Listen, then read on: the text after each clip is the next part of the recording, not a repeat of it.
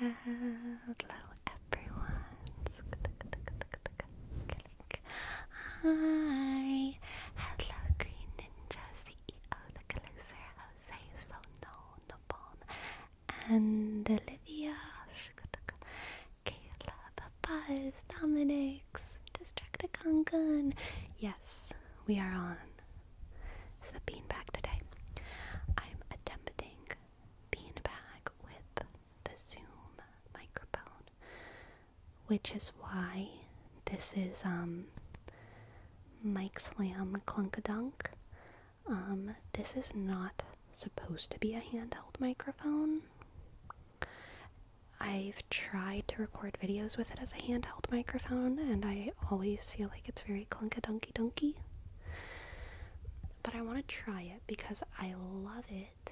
I love it. I love this microphone. I love the way it sounds. If it's too obnoxious, let me know, and I can switch over to the 3DO.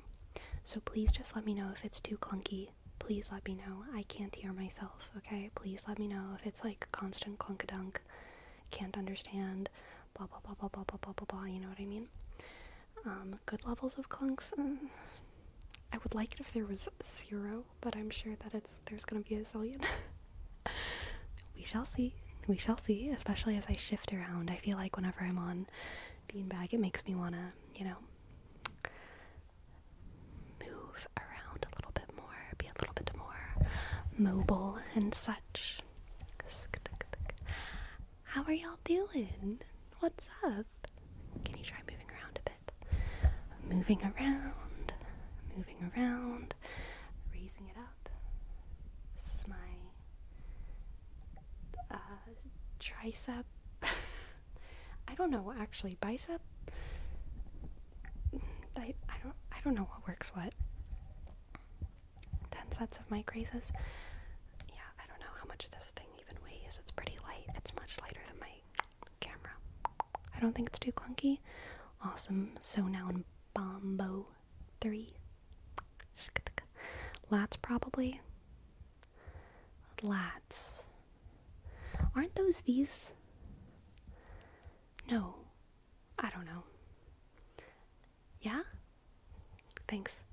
I need to do I want to do a muscle test, like a what is every muscle? Can I do that? Lats at your back? Damn it. Oh yeah, you're right. It's like right here, like core back, right? And then oblique is like core front side. And then there's your arms. And then there's the pecs. And then there's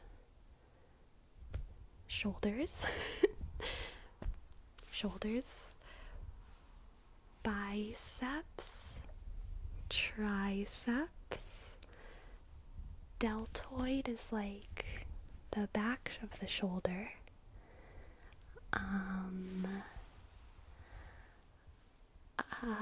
Calves are above your feet. Quads.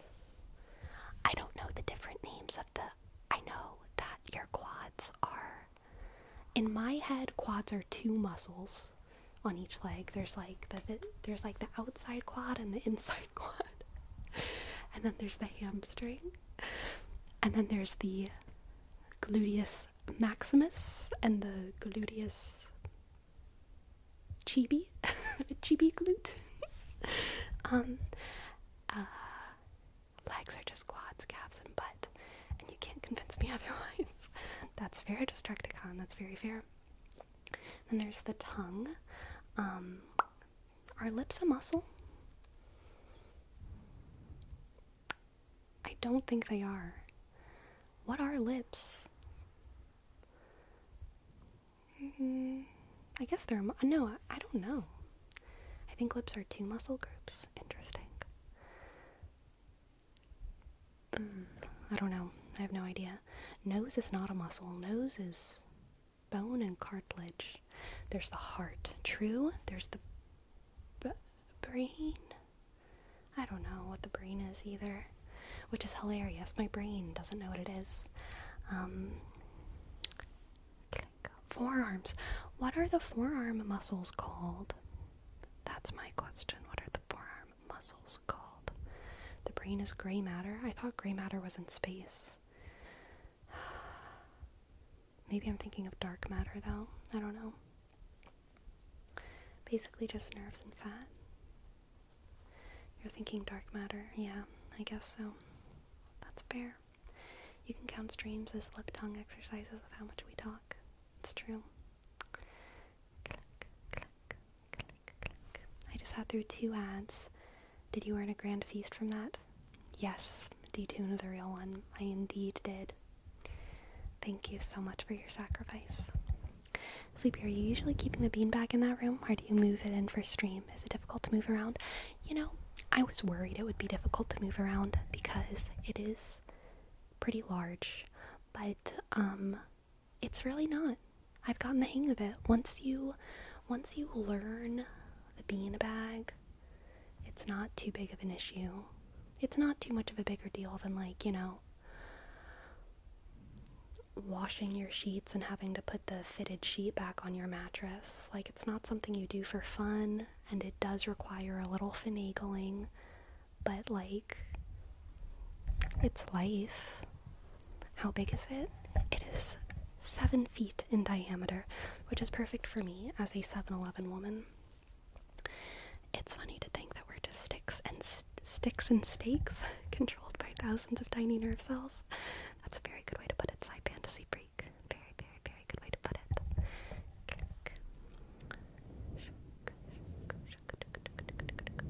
Master the ways of bagamancy. Yes, there's actually also a great benefit to having to move it, which is that whenever I move it in and out of this room, I flip it onto its other side, and so it completely like refluffs it, you know what I mean? So whenever I move it, it gets like totally big and fluffy again, and then also whenever I move it back into this room, it gets really big and fluffy again, so I can have a nice jump on the beanbag moment, you know what I mean?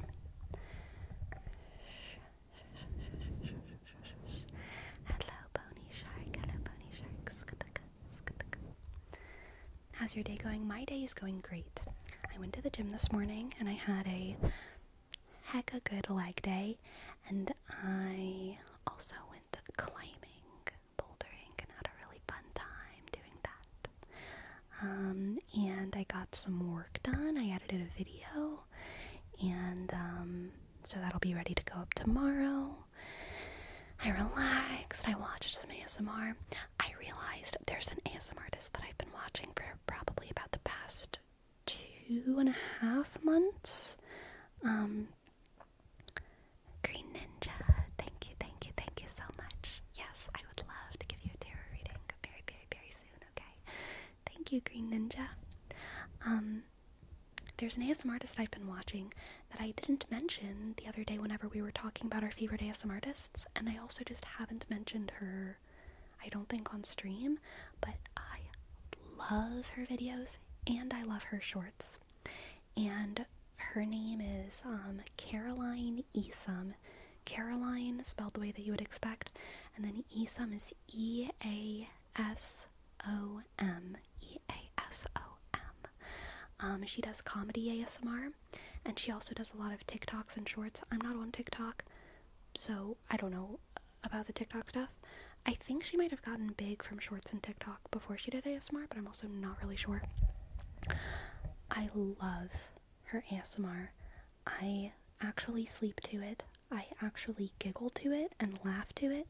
If you like any of the comedy stuff that I do, she does it better. She is hilarious. Oh my god, she's so funny, and I just love her voice. One of her most recent videos, she has gum chewing in it, and it like actually doesn't gross me out. Usually gum chewing does. And she does a lot of very funny accents, a lot of very funny character work, and a lot of very kind of casual lo-fi when it comes to her setup. So 100% recommend Caroline Easom. Are you getting the hang of bouldering? Are you having fun with it? I am having so much fun with it. I am not very good at it yet. I've just been practicing level 1s, which is technically the 3rd level because it goes like B0, 1, 2, 3, 4, 5, 6, 7, 8, 9. So I mostly spend my time on 1s, and then whenever I get really tired, I kind of play around with the 0s a little bit. Have you slipped already? I haven't like fully slipped and fallen, but I've definitely I've had a lot of like non-graceful moments. But I haven't had like a full slip and fall. Yeah, but I'm having a lot of fun with it. It's a lot of fun, but there's a lot of ones even that I still like can't really figure out and can't do. I feel like I can do like half of the ones, and then half of them I like start them and I'm like, no, I can't do it, it's too hard. But my forearms and my grip is definitely pretty shot today. Hello, Andrew W. Dippy. Hello. Hi. Hello. There's no ropes for bouldering, Verome. I think there's ropes for other types of climbing. I don't know what it's actually called though, if it's just called indoor climbing or rock climbing or what, but for bouldering specifically, there's no ropes. Let's do this tarot reading for Green Ninja.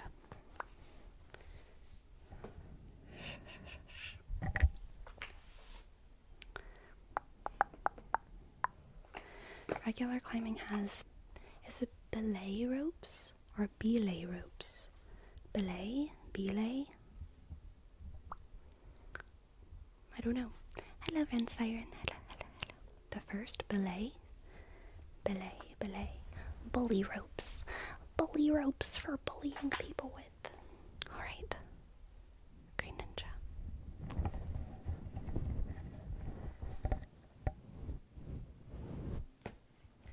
Let's see what the cards have for Green Ninja.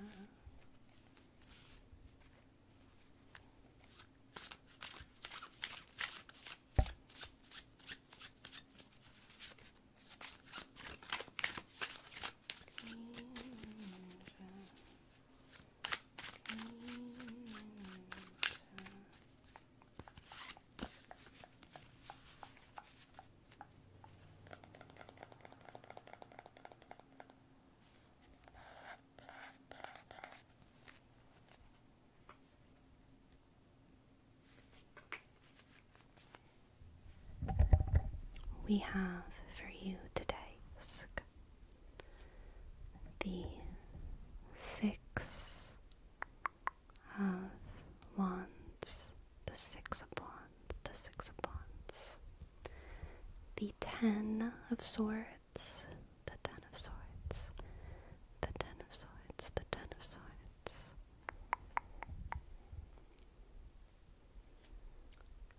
the King of Cups, and the Six of Cups. Six of Cups. Hi, Virus. Alright, that's the Six of Wands, the Ten of Swords, the King of Cups, and the Six of Cups. We have two sixes here, a 10 and a king. Interesting.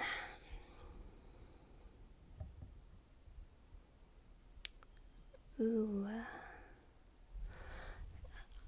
So I'm getting a feeling here, Green Ninja, that you are being,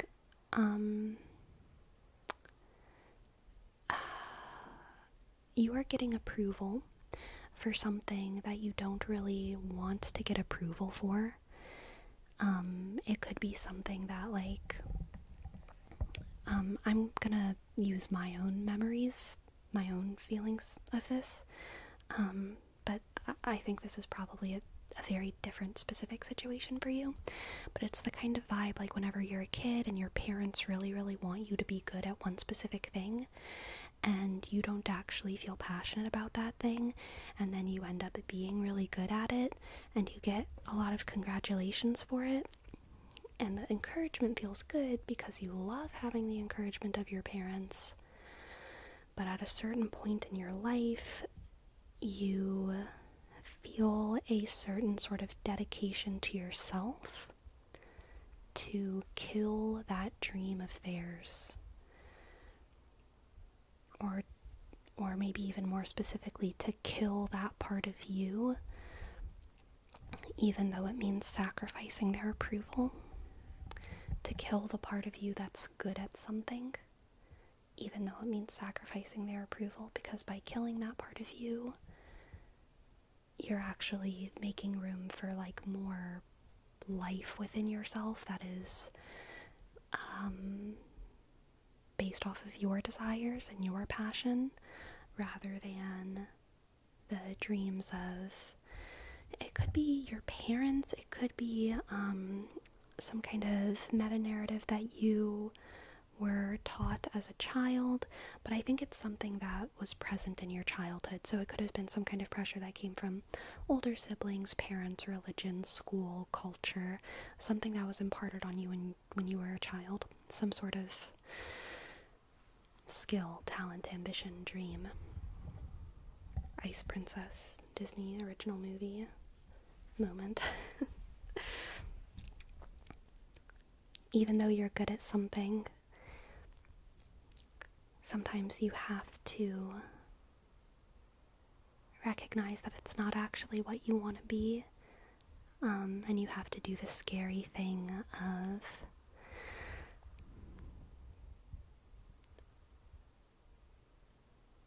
going after something that you desire, that you're passionate about, even though it's more uncharted territory than the thing you know that you're good at, that you're like not particularly passionate about or in love with, if that makes sense. Okay, Green Ninja.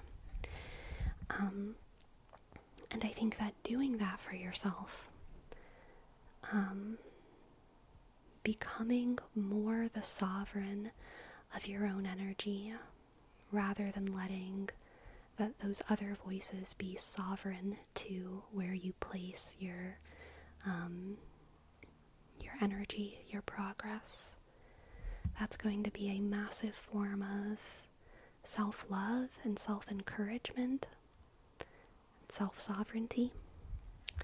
It's going to lead you to greater success, greater happiness in the long run than you would have if you spent your life, pleasing other people, even if you're good at it, even if you're good at fulfilling the dreams of your parents, even if you're good at fulfilling the dreams of your culture, your religion, your whatever.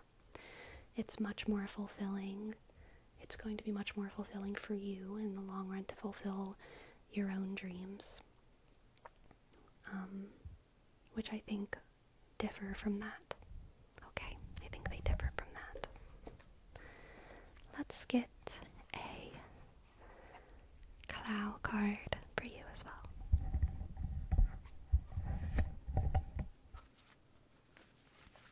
These cards are so big. I can't really properly shuffle them.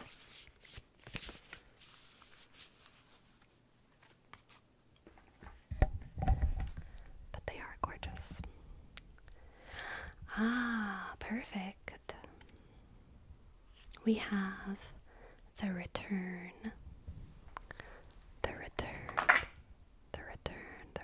Let's see if I can get my camera to focus on that. There you go. The return.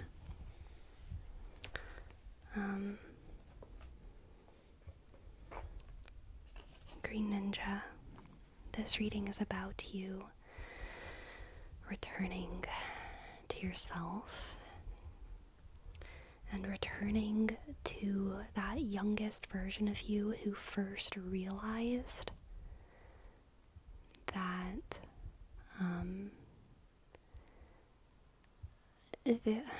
The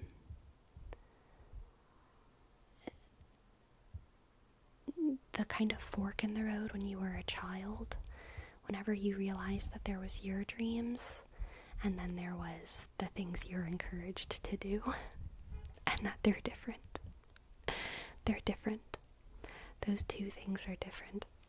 I think whenever we're really little, we can't tell the difference between our own desires and the desires of the people around us, But there comes a point in our adolescence, maybe it's 6, maybe it's 10, maybe it's 12, where we realize what I want to do is actually different from what my parents want me to do.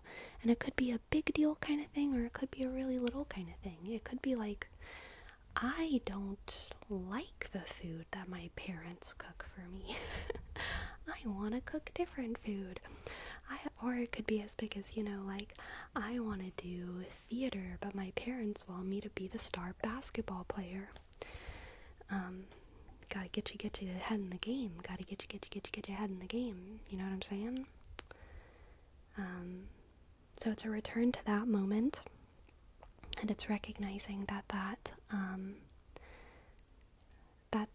choice, that crossroads still exists today, and you have an opportunity to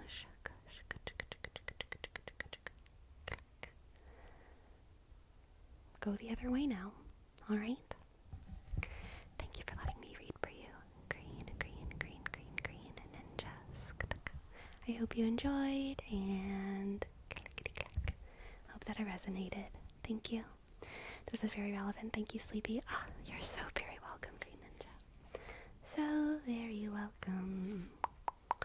Maybe your default character stats are not what you envisioned for yourself, but as you progress, you're free to keep adding stat points to what you like, not necessarily to the ones you already got by default. Exactly. It's so true.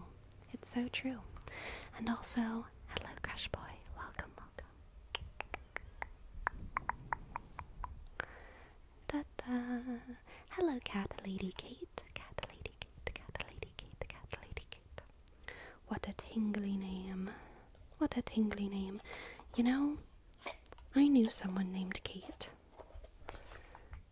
who was quite the cat lady in real life. Cat Lady Kate. And she was so based. God, I loved her. What an incredible woman. Cat Lady Kate.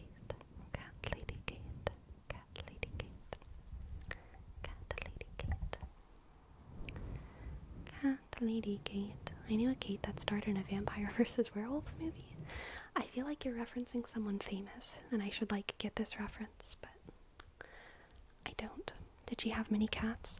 She took care of a lot of stray cats. She also did have her own cats, I believe. But, yeah, she was just, the kind of person who took care of all the strays in the neighborhood. You never watched Underworld? No, I did not.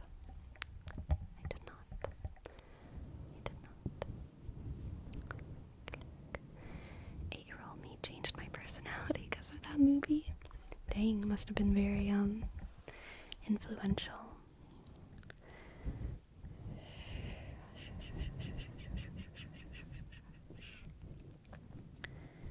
Kind of specific question, but do you have a favorite name, for other people?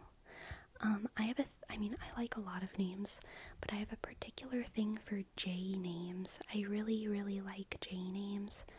I like Jonah,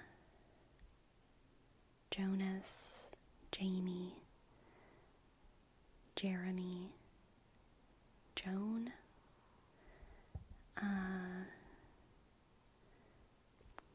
that's all I can think of right. Oh, wait, no, I already said Jamie. But I like Jamie for both boys and girls. Jacques, gorgeous. Now, there are some exceptions. I think Jack is a little mid. John is also a little bit mid. Jamiroquai? I'm not familiar with that name, but it does sound pretty. James is good, but I do like Jameer, and I like Jamal. Oh, I like Jared a lot. I like the name Jared. Yeah. Yeah.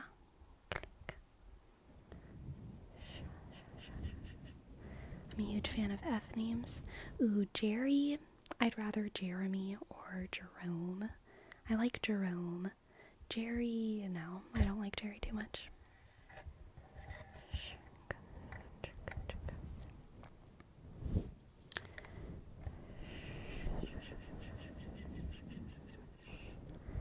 For girls, I tend to like IE names. I like Sophie and Molly and Carrie. That said, if I ever had multiple kids, I probably wouldn't like theme their names. You know, I wouldn't have them like all have J names or all have IE names. Oh yes, I like Julian. Julian's a great one. A+. So those are names that I like, but I would never like want to theme my kids' names. Yeah. My dog's name is Sophie. Nice. What about names that begin with vowels? I'm fine with it. Oriented names. I like religious names a lot. I love the names of the virtues: Constance, Chastity, Charity. Chastity's maybe a weird name, but I like Charity, Constance, Temperance, Joy, Faith. I love those as names. And a lot of those old Puritan names I do like, even though they're a little weird. I like the name Dust, Ash, you know. Faith sounds so good for a name. Faith is a beautiful name. I love the name Faith. Yeah. And I also love the name Joy. I also do like month names. I think April is a very sweet name. I like Lydia. Lydia's good. Liberty. I like Liberty. That's good.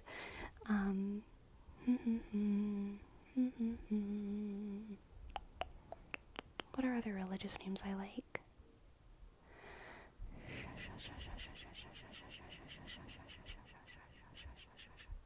I mean, I like Holly. I like flowers in general. I think Lavender's a pretty name. Lily is a pretty name. Prudence, yeah, I like Prudence. Oh yes, Angel or Angel, love them. Please don't call your kids October. I think October's a cute name. Are you kidding? I think October's a great name. I would never name someone Bathsheba. Oh my god. Ridiculous.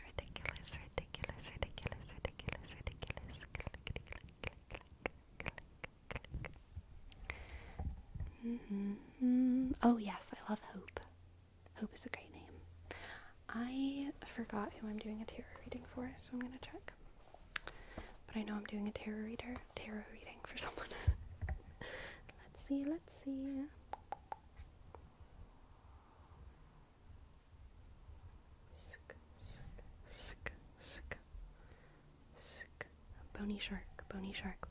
Bony shark. How do you call them as a diminutive?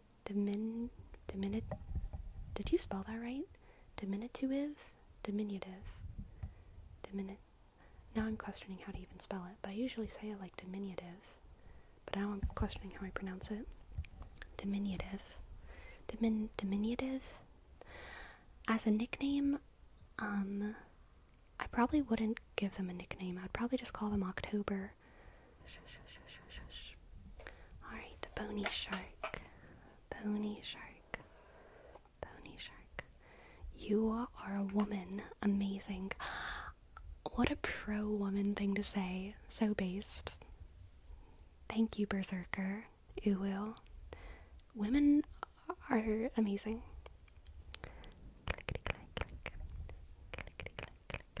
We do love women, don't we? This is a pro-woman stream, okay? Aiden for a boy is great, Lim. Absolutely. I think I like A names as well. A names are pretty good. Diminutive names is a very American thing. Really? Interesting. Love my son 1076.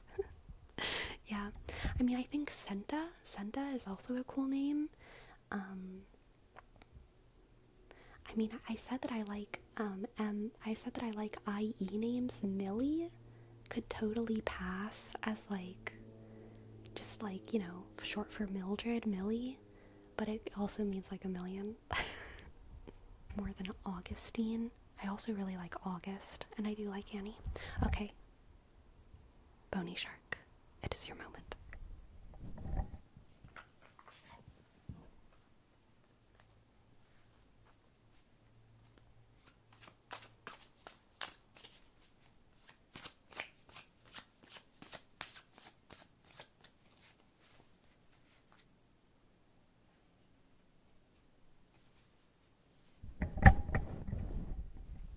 Okay, Bony Shark.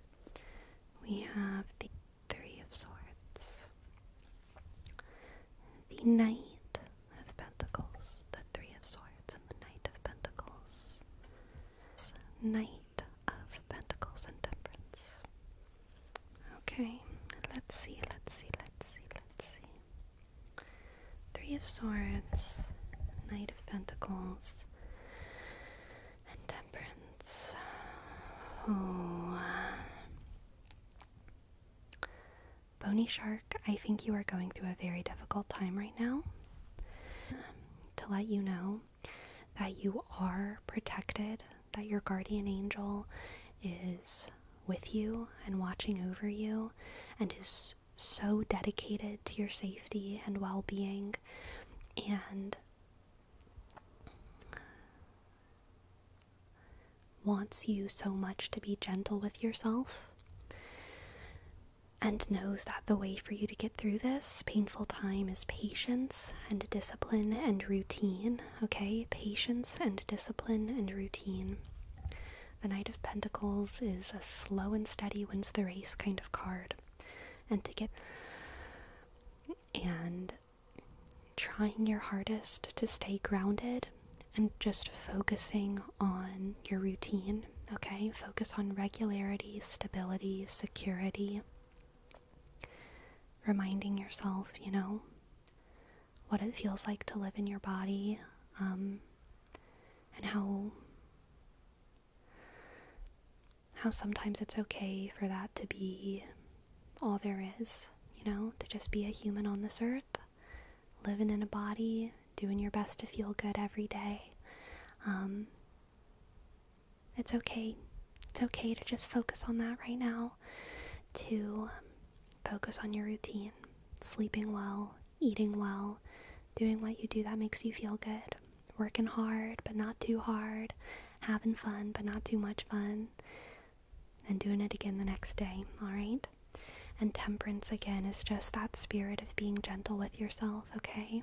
Be gentle with yourself. Try not to punish yourself. Try not to overly indulge. Just feel your guardian angel with you, and let them kind of be that guiding light of kind of your conscience, that kind of spirit of accountability, that lets you know, this is probably what I should do, this is probably what I shouldn't do. I personally, but something that does help me, and what I think will help you with this Temperance card and this guardian angel energy with the Knight of Pentacles, is really just like imagining that guardian angel with you, standing over you. And it can be a purely imaginative exercise. You don't have to believe in guardian angels or anything like that. Your regularity is going to be your cure here, alright? Your treatment. Let's get a cloud card for you as well.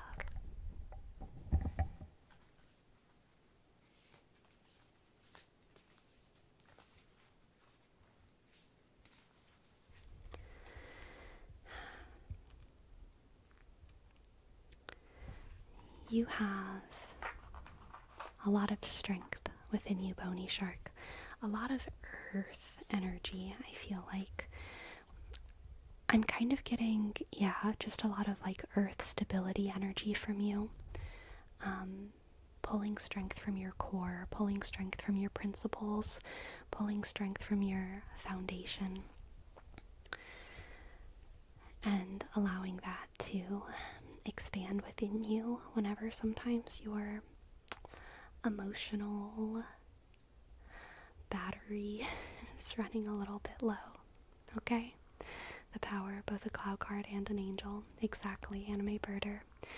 Big earth energy, big angel energy.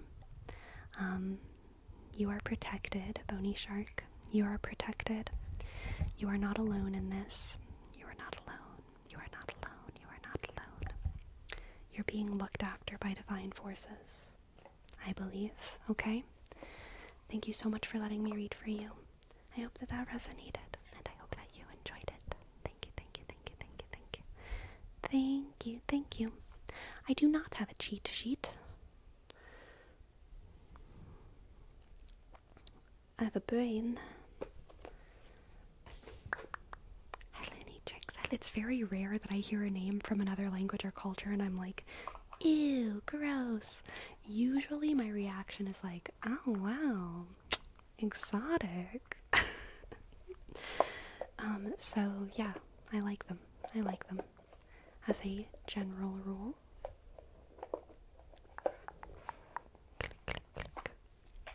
Do you have some examples that you like? Gosh. I knew an Indian girl named Farhana, and I thought that that was very pretty. I have no idea if that's common. I love the Arabic version of Mary, which is Miriam. I think Miriam is a gorgeous name. Hello, Sinchobe. Thank you for the raid. Hello. Welcome. Welcome in, everyone. We are talking about names. Names that we like. Everyone tells me my full name sounds fancy, but I think it's just the Spanish. That's fair.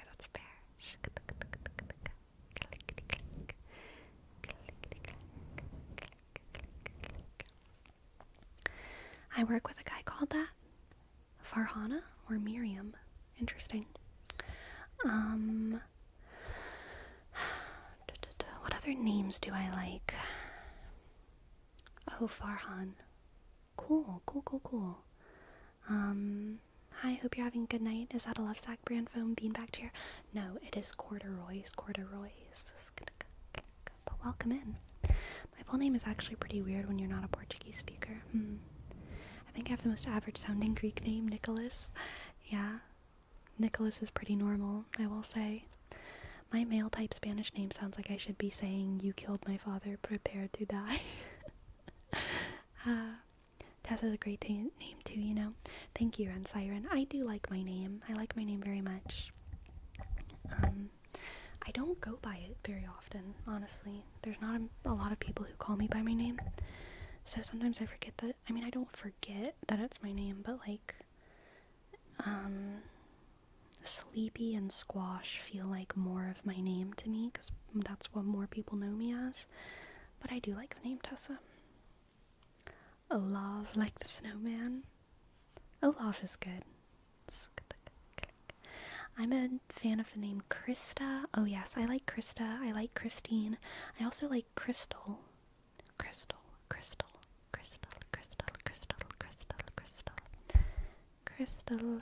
I like, stones, I guess. I like Crystal, Diamond. I think those are pretty names. Celine, yes. I was actually thinking about that yesterday. I was wondering which name I liked more between Selena and Serena, because I really like them both. Thoughts on Luca? I was almost named Luca. I was very close to being named Luca. I like that name a lot. I also like the name Luke. I was gonna be named Luke if I were a boy. And I think my parents kind of wanted a boy. And whenever they found out I wasn't gonna be a boy, they they decided to name me Luca instead. But then some popular song came out about like a girl named Luca committing seppuku. And so then they were like, well, we can't name our daughter Luca. So then they were gonna name me Rose. Luca with a K. Yeah. So then they were gonna name me Rose. But then, I think they realized that it was a super popular name at the time. And my mom had like kind of pre-hipster syndrome, and she was like, I'm not gonna name my daughter like one of the top like 10 names of the year, so I'm not gonna name her Rose. And then they decided to name me Tessa, and it stuck. Do you like the name Colton? Not especially, but I don't dislike it. I just wouldn't put it in my like names that I like list. Yeah, I'm neutral on Colton. Oh yeah, Kira. I love Kira. Kira is also my I think my oh god, it's so hard to choose. In Fruits Basket, whenever I was younger, Kira was the Soma family member who I related to the most. The little tiger.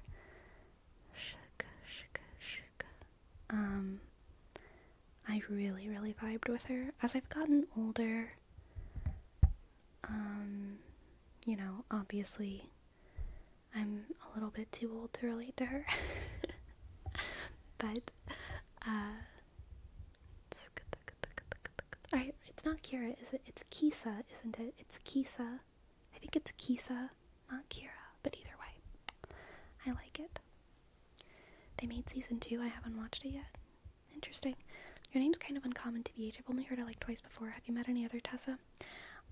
You know, I've never actually met another Tessa in person, but I have known other Tessas. There was another Tessa, at least one other Tessa in my town growing up, but I never met them. They were much younger than me.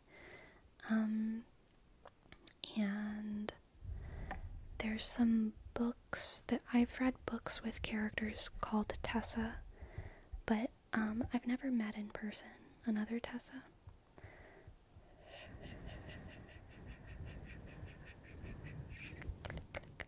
Teresa is much more common. Definitely growing up in a Catholic town, I was asked a lot if my name was short for Teresa or Therese, especially because Therese the Little Flower is like super so many kids between like 1940 and 2010 who come from a Catholic background are named after Therese the Little Flower, Therese of Lisieux.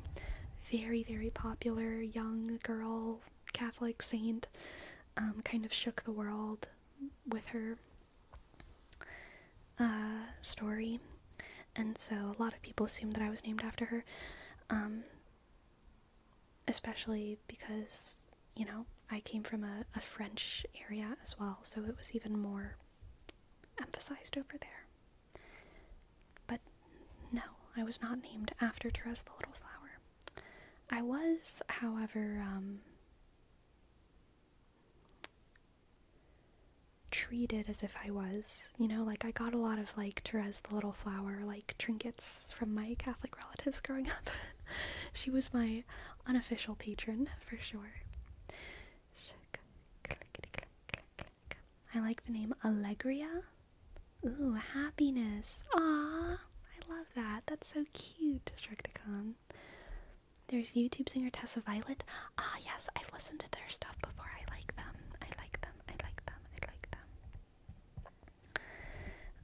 Is it alright if I ask what would you do to me if I was tiny? Are you not? Everyone is small compared to me, okay? I try not to treat anyone any differently, despite their diminutive size, okay? Shaka.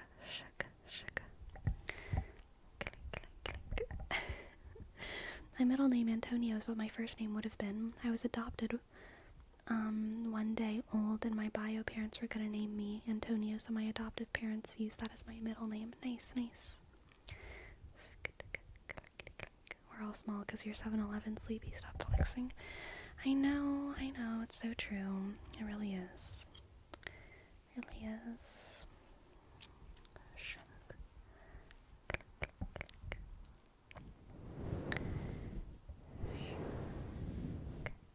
Oh, I do love the name Esperanza. Oh, I love the name Esperanza. So beautiful. So beautiful, so beautiful. So beautiful. Thank you, Calvin. Thank you, thank you, thank you.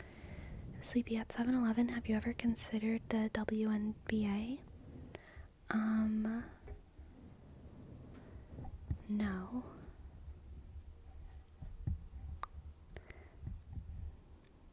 I don't have a reason. I just never did. I just never did. It's fun to think what their friends would shorten it to casually. Yeah. Beanbag, Sleepy vs. Gale, where's Gracie? She is outside of this room, unfortunately. Sleepy, have you ever thought how different you would have been if you were born a boy? How different do you think your personality would have been? So, not to be weird, but I have often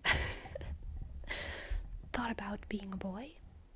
I've played many boys on stage. I am easy.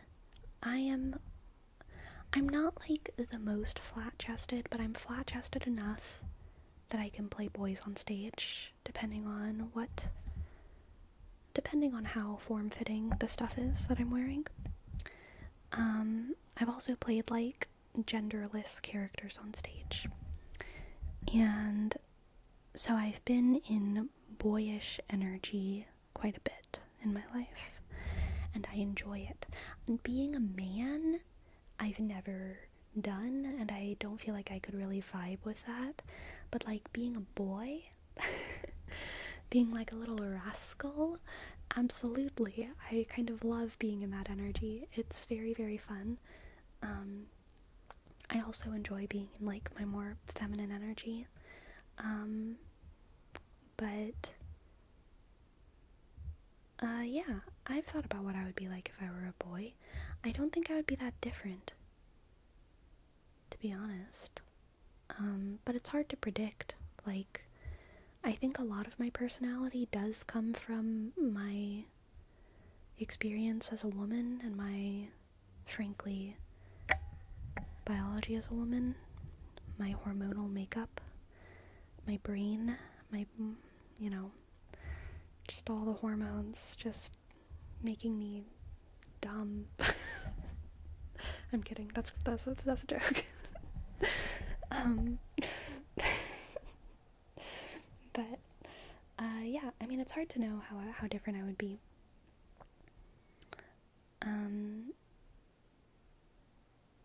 But I don't think I'd be that different. Because I wasn't raised like in a super restrictive household when it came to like my gender. I was always encouraged to, be comfortable outdoors and getting dirty in the mud and going hunting and all of that. And I never really thought of myself as a tomboy growing up. I don't think I was a tomboy because I liked so many girls things too. I liked Barbies and I liked playing with dolls and I liked dressing up and I liked all of those things. But I also always liked, like playing in the mud and rolling around in the mud and being dirty. And even though I did like dressing up like a princess, I was never like fashionable. And I think the reason I was never fashionable was because I lived in such a small town, and also because I was in uniforms for like elementary school through high school, pretty strict uniforms. So I never really had any reason to like get into fashion or makeup or anything like that. So my wardrobe was kind of pretty simple in a way that made me feel like I couldn't relate to a lot of other women who I met in college. When I went to college, I met so many girls who were like super good at like being a woman with like sparkly makeup and shoes and all kinds of like different scarves and like accessories. They knew how to like do all these things. And I was like, oh my god, I have no idea how to be a woman compared to these people. And that made me feel a little bit weird. But as I've gotten older, I mean, I've learned much more about the actions of being a woman, and I've learned how to enjoy them. Because at first I really didn't enjoy them. A lot of just like the stuff that came with womanhood, and it made me want to just like, wear t-shirts and jeans and like not really do a lot of those like little maintenance things that a lot of like women regularly do, like cutting your nails to an appropriate length and like plucking your eyebrows and making sure that this and that is all the way it's supposed to be. But as I've gotten older, I have started to enjoy those things. So that's good. I'm glad that I enjoy those things. That's nice you got to enjoy what you like. You could do any win for your parents for giving you that freedom. Browse, but like if I don't like groom them a little bit, they do get pretty wild up there. I'm glad that my bangs can kind of let me be pretty lazy with it a lot. But imagine how much more powerful you could be if you grew up with Power Rangers. I grew up with Sailor Moon. Sailor Moon and Cardcaptors, Sakura, and Inuyasha. Oh my gosh, did I grow up on Inuyasha.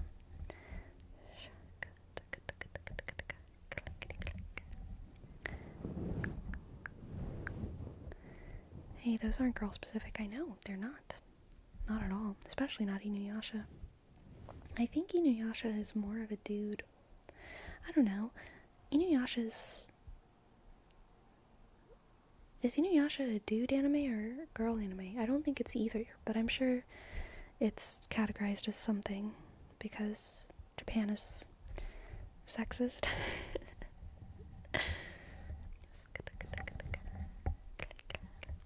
Kagome's a self-insert?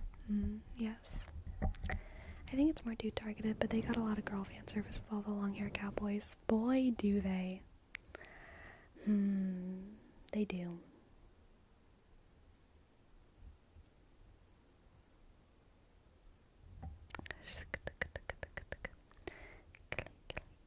Sleepy, how is your theater boy voice? I wonder how you would portray a dude's voice.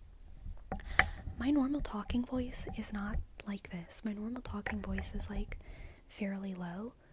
I mean, not like super low, but like, I mean, y'all have heard it sometimes before whenever I'm on Swoozy's stream. I'm not gonna do it right now because it would be too loud. I can't do a soft-spoken male voice. But, I mean, I don't really push my voice lower to do a dude's voice. Let's see. I've also played guys in Dungeons and Dragons before and like other role-playing games, so I mean, sometimes I do sort of like the Ash Ketchum voice, like this. The little, like, blah. But then a lot of times, like, whenever I'm on stage, whenever I've done, like, I've played Romeo before, and like Romeo and Juliet, I just do that with my normal voice. the girl who's plays Juliet, she's gonna sound gorgeous and feminine and everything like that, and I'm just gonna sound like me, and I'll sound like a boy compared to her, you know what I mean? So that works. And that's fine. And a lot of heightened speech shows, yeah, I just use my normal voice. And then the show where I did a Scottish accent, I basically did my normal voice, but one of my vocal inspirations was like Mary from Lord of the Rings. So it's like more of like a softer boy, right? Hobbit, soft-spoken, kind of high-pitched boy, but still a boy. And yeah, they were a big kind of vocal inspiration for that part. But if you had to play a girl character, do you do an even girlier voice? Only if they're a super girly girl, but no. Generally, no. If they're a super girly girl, then, like, that's gonna come out, yeah. But, like, I mean, most people are just people. So, like, I don't know. I would need more information than playing just if you played a girl, you know what I mean? Shik, shik, shik, shik. Yes, it definitely depends. Depends on the production. I mean, not all boys have a low voice, and a lot of guys have a high-pitched voice. Yeah, exactly. Your normal voice gives me more tingles than the whispers. Really, Neatrix? That's nice. Whenever I hear my normal voice, I'm kind of like, damn, that's rough.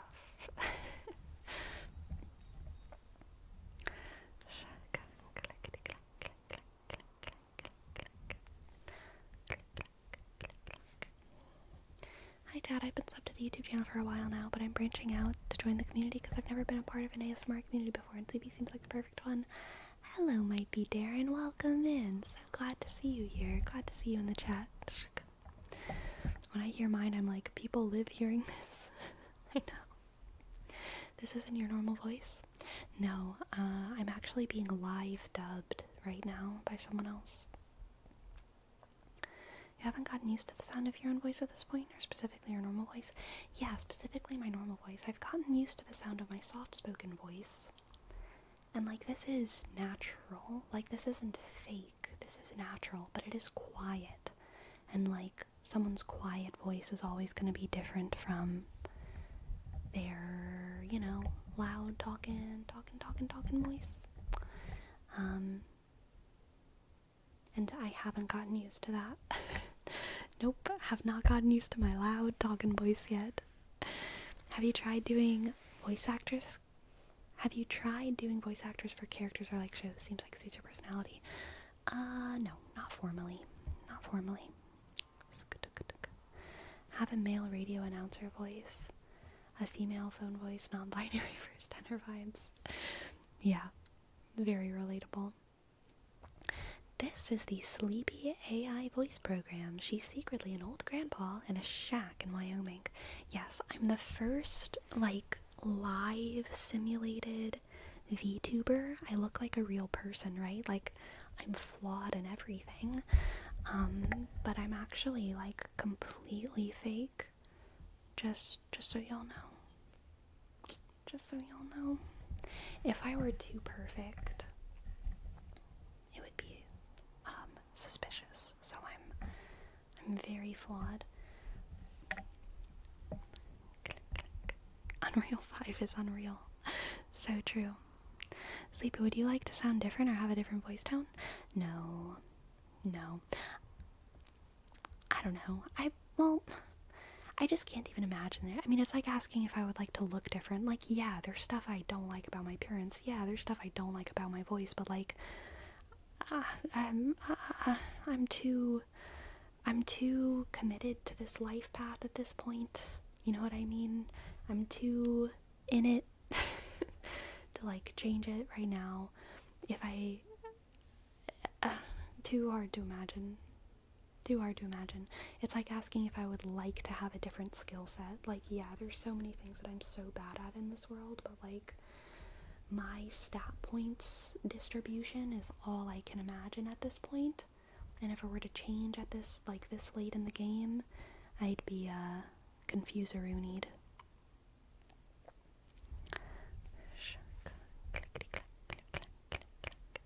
She's escaped from the uncanny valley. It's a miracle. I have. Now I'm just in the beanbag valley. The valley of my making. She maxed out int. I hope. I wish.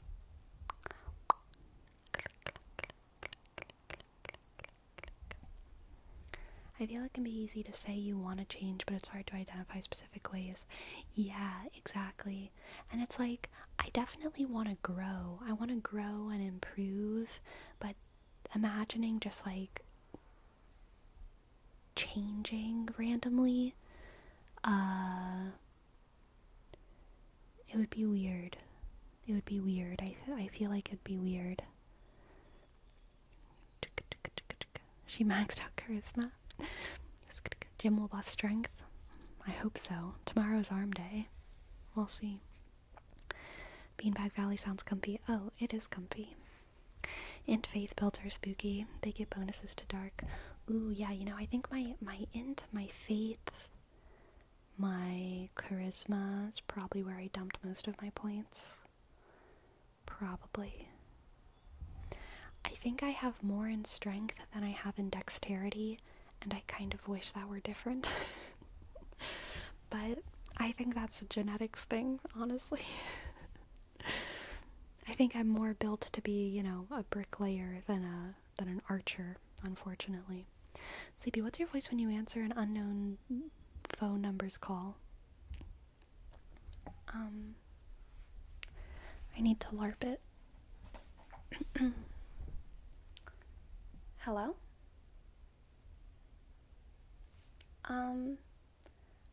I'm sorry. I think, no, I think you have the wrong number. Thank you. Yeah, no, it's no problem. No, it's fine. Yeah, thank you. Bye.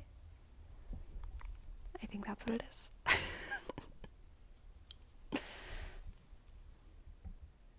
Depends on the strength and the dexterity. Arm dex beats arm strength easy, but leg dex. Successfully LARPed. Thank you. They made you repeat. I know. The amount of times that I say thank you to people who accidentally call me is really hilarious. I feel like when I talk to strangers in unfamiliar situations, I just say thank you. I just say thank you. Too much. Too much. Da da da. Do do dun dun. Da da da. Da da dun. If I don't recognize the number, I don't answer. Hell, I have a hard time answering the numbers I do recognize. Yeah, that's fair. That's fair. That's super fair.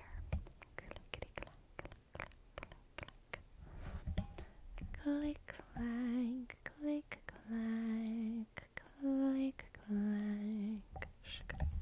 I feel like I say thank you very much too during regular interactions.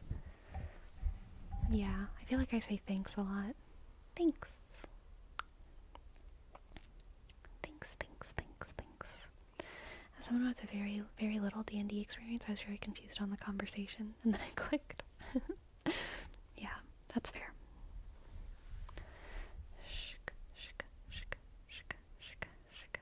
Sleepy says thanks a lot, all sarcastically all the time. Thanks a lot, Destructicon. Thanks a lot. I only say thank you to end the conversation, but thanks during it.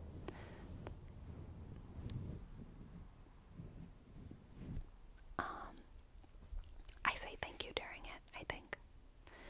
If I don't recognize the number, I only pick up if I'm doing nothing else. Even the slightest thing is excuse for me not to answer. That's fair.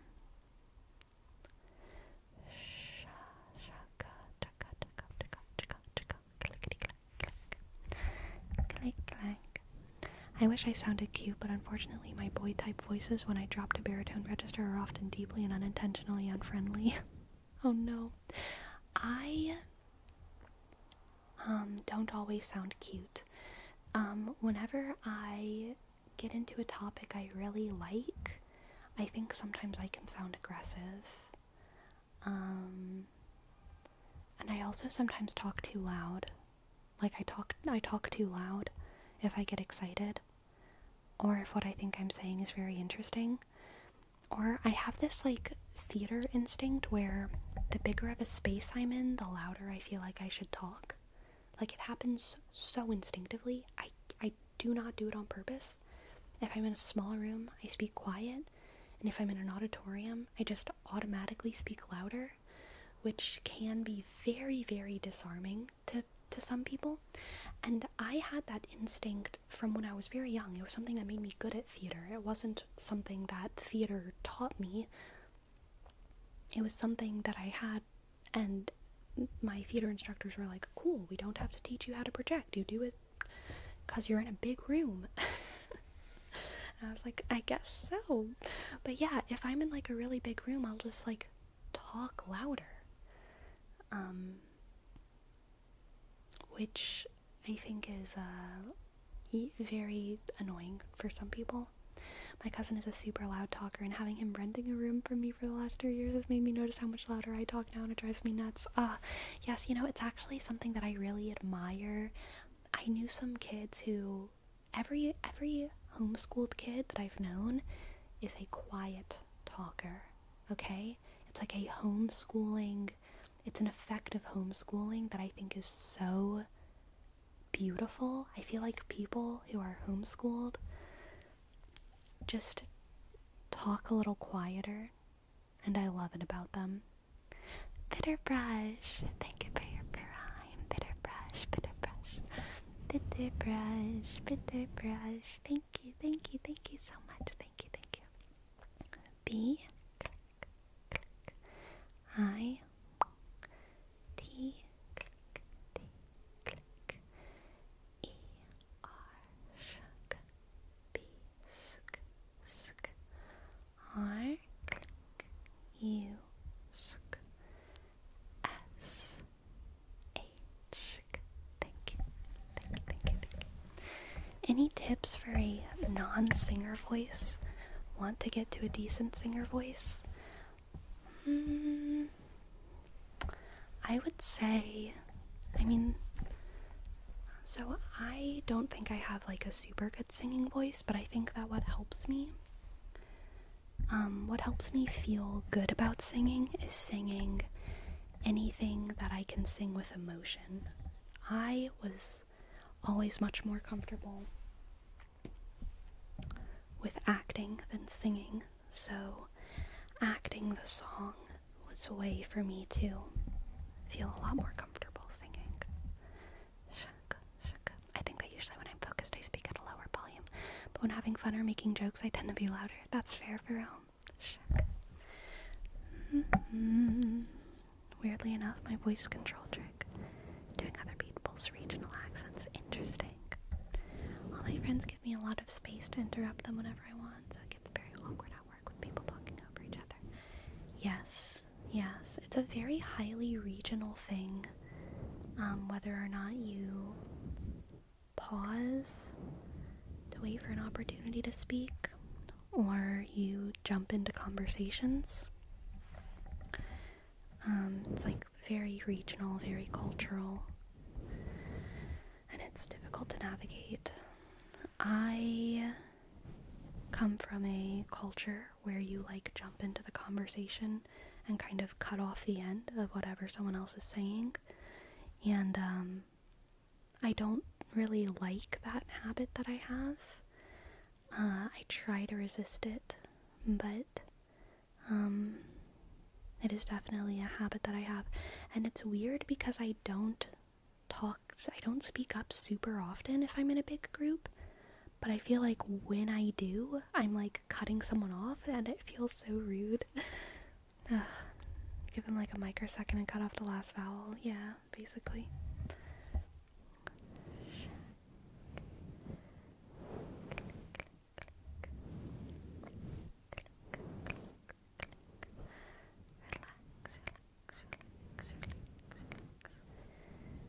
someone I don't really know. Wait, someone I'm very comfortable with, I do jump in because it's not in a rude way. Do you feel it's okay to interrupt the other when needed? I feel bad about it, but I tend to do at work sometimes because sometimes it's needed. I mean, it depends on what you mean by needed, but I mean, I'm thinking about work. Whenever I think about needing to cut someone off at work, it is usually urgent. It's like someone's fucking up or something.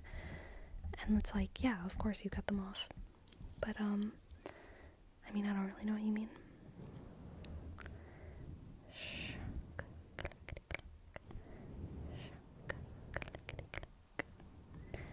Relax, relax, relax, relax, relax.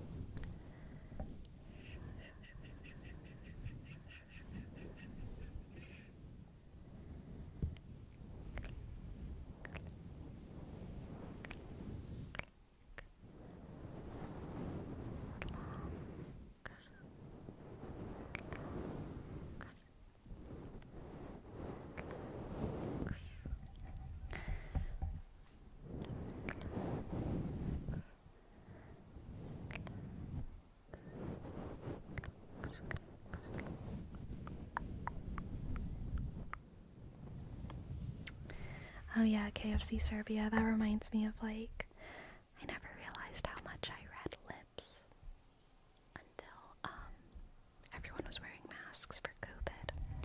I'm pretty sure I have some, like, minor auditory processing issues, or major, honestly. I misunderstand what people are saying all the time. That kind of hurt. Whoops. I misunderstand what people are saying all the time, and it's not because I can't hear. My hearing is fine. It's actually really good, I would say. I have excellent hearing, but processing language in my brain sometimes doesn't work. And so people say stuff, and I'm like, what the heck are you talking about? Because it'll just sound like absolute nonsense, you know? And it takes me a while sometimes, like I just say what a lot. And it's much worse whenever I'm at work, or whenever I used to, like, be at work and I couldn't look at people all the time when they were talking. Lip reading is pretty important for me, I would say. According to some people, I've actually been to Serbia. The Kosovars, however, disagree. Interesting anime birdish. Does anyone else say huh and then answer half a second later before they even repeat it? Yeah. I used to have a really bad habit of ending my phrases with comma but, as if I was gonna say more. So I would, like, make a point, but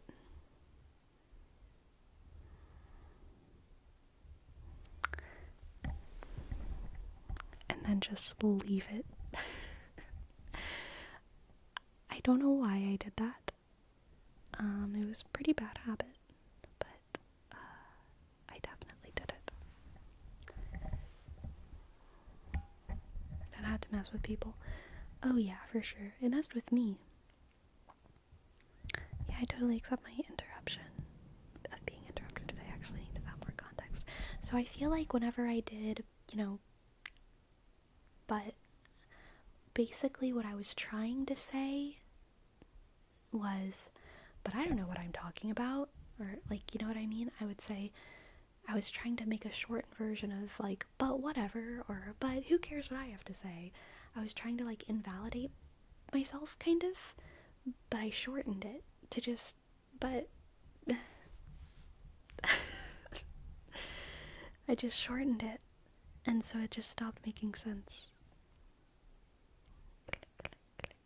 Yeah, invest in GameStop, but I don't know though. Exactly, Destructicon.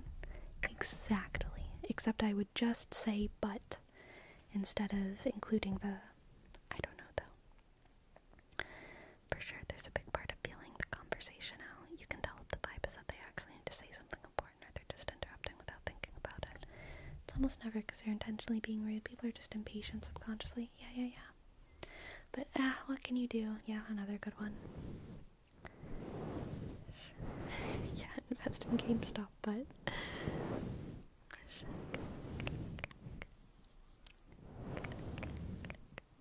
Sleepy, are you the type of person that likes to talk first in a conversation discussion, or do you just like to listen to everyone's opinion and then talk? It super depends on how well I know everyone. I am notorious in Discord servers of getting into a voice chat of like 3 or 4 people and staying dead ass silent the whole time until someone directly talks to me. I will just listen. I will just listen for a long time. Neatrix, thank you. Thank you for your tip. Thank you so much. Thank you, but thank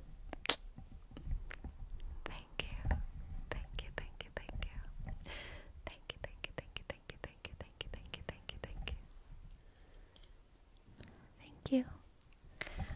But if I'm really familiar with people, then I do like to talk. I talk quite a bit. I'm really talkative if I really am familiar with people.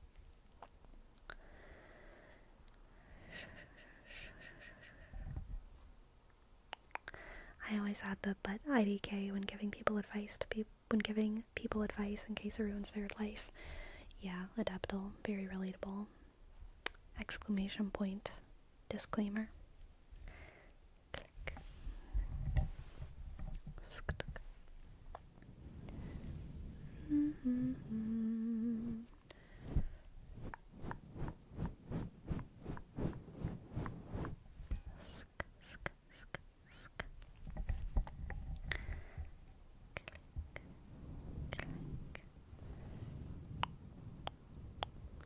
I recently watched some of your vids and I find them weirdly relaxing in a good way. Well, that's the point. Teabag. That's the point. Relax, my friend. Relax. Don't you not get burnt out slightly? Are you asking me if I do get burnt out? I do, totally sometimes. But then I just take a break. I try to avoid getting burnt out. Yeah. Hello, White Pipe String. Hello, welcome in.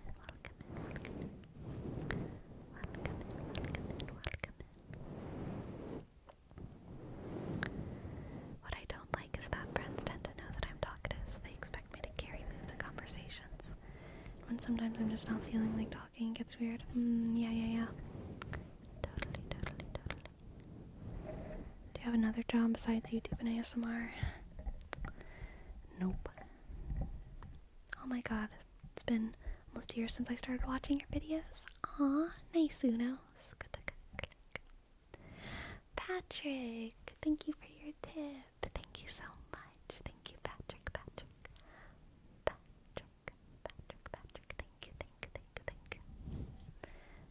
Thank you.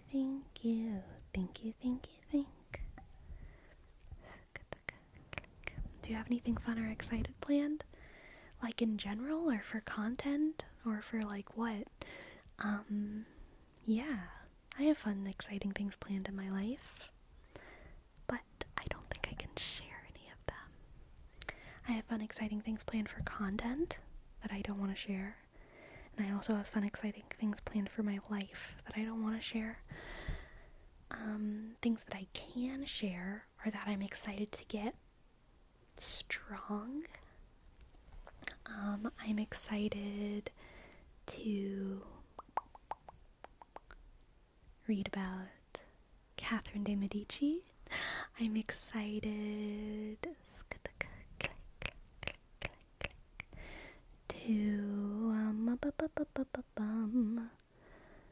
I'm excited to put up my curtains. I'm gonna do that eventually. I'm excited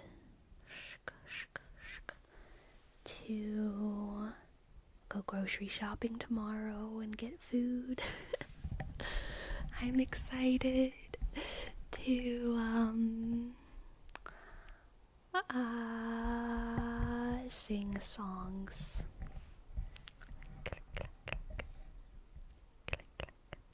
Can I ask a dumb question? Do you like lentils? I love lentils. Prototype. I love lentils. They're delicious. Absolutely delicious. Sleepy, have you gone to the P.O. box recently? Yes, Jerome. What a good question. I have actually sitting right next to me with my water in it this lovely little mug that Jerome got for me. It's so cute. It has a little cat on it and a lid, and it comes with a spoon. It doesn't look like water. I think all my ice, I had ice in here earlier, but I think it melted.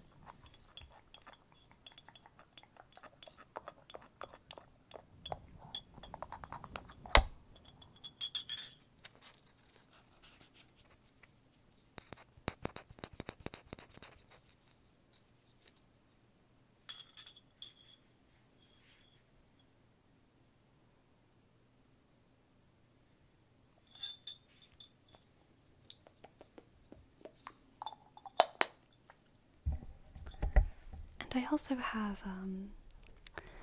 a suspicious pair of elephant ears.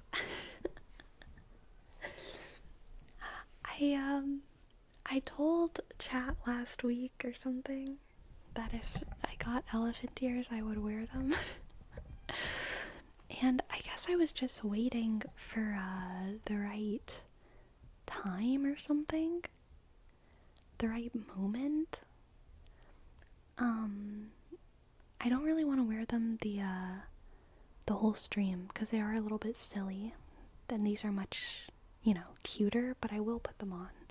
I will put them on for a hot sec, okay?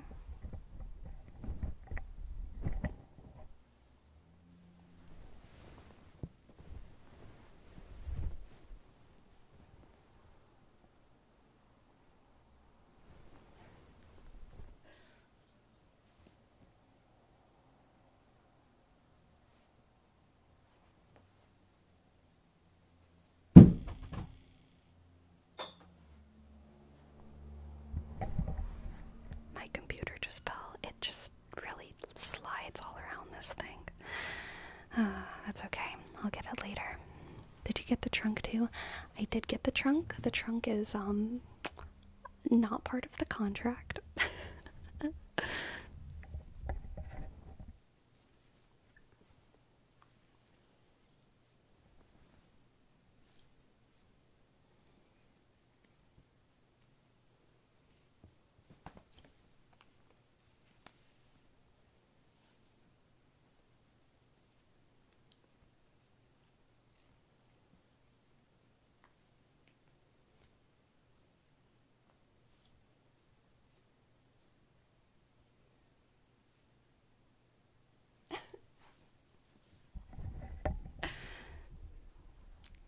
Is that okay? They're giving mouse. That's fair. That's fair.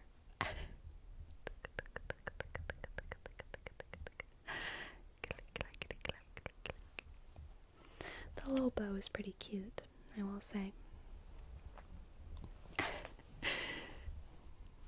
I'm an elephant girl. They do kind of match the beanbag. That's true. Elephant moment. Feels kind of heavy for the head. Maybe a little bit. Maybe a little bit.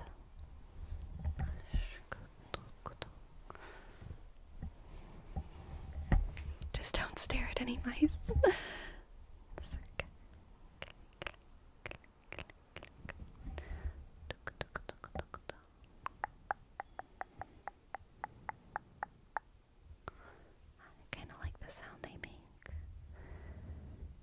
could almost fly with those bad boys. I could. Eee. Shook. Shook. Yeah, the trunk doesn't really work. I put the trunk away, so I don't have it next to me. But you see this black band around the ears?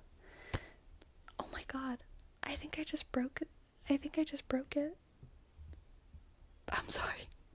I just stretched it and it broke. It's just a string now. I'm so sorry.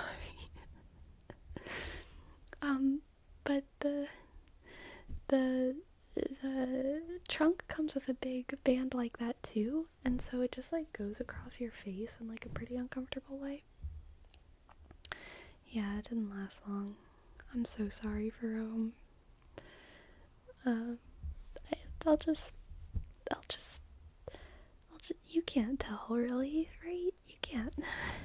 It's fine. It's fine.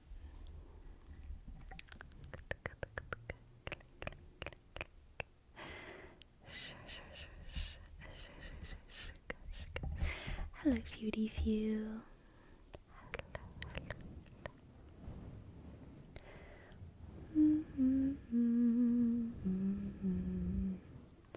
I was worried that the ears wouldn't fit. The ears fit great. It's just the bow that's a little bit. I guess it was tight. It didn't really feel tight, but I guess I stretched it. Neatrix, what the heck? Thank you, Neatrix. Thank you, Neatrix. I appreciate that a lot. Thank you so much. More aminals, yes. Love more aminals. Tie string around the headband, problem fixed. Oh my god. Dominix, are you an engineer? You're so smart.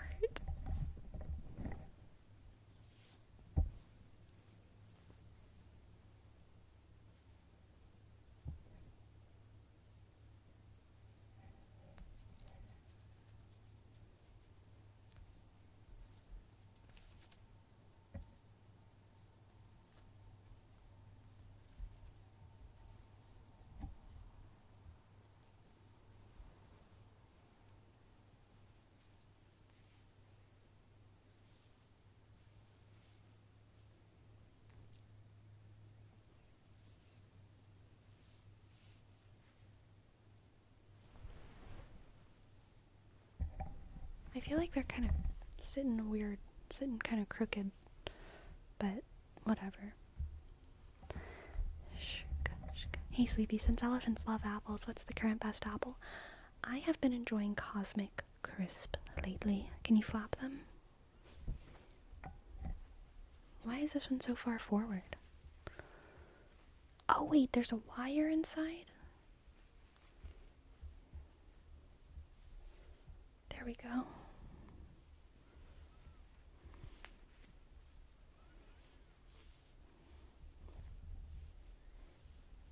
Why is this? What am I? Ugh.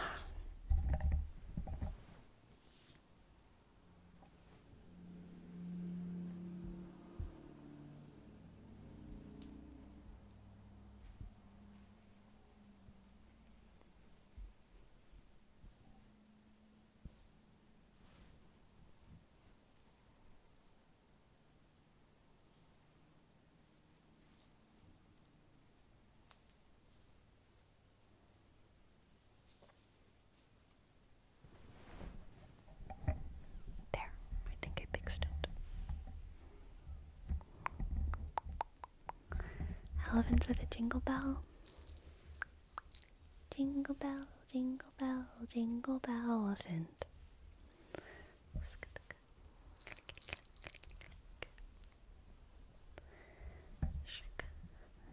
Jingle bell, elephant, da-da-dun.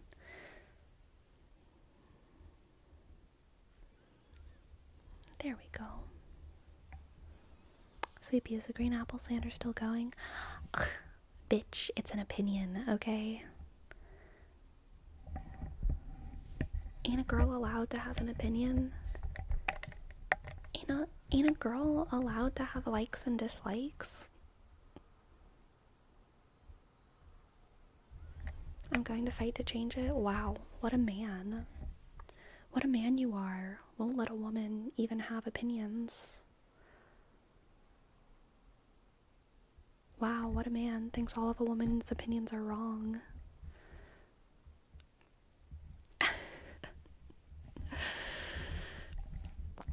See, a real man would say, oh wow, you don't like green apples? I'll never buy green apples for you. I'll only get you apples that you like, and I'll get green apples for myself. Okay?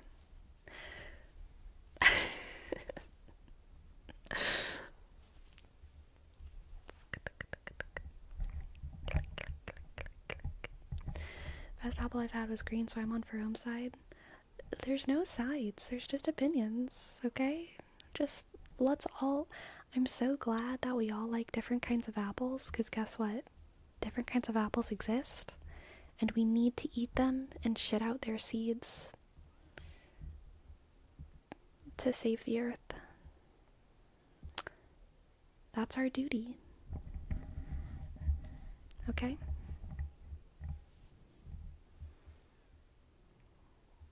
Did you have to put it that way? Yeah, I did. I did. It's our duty to duty.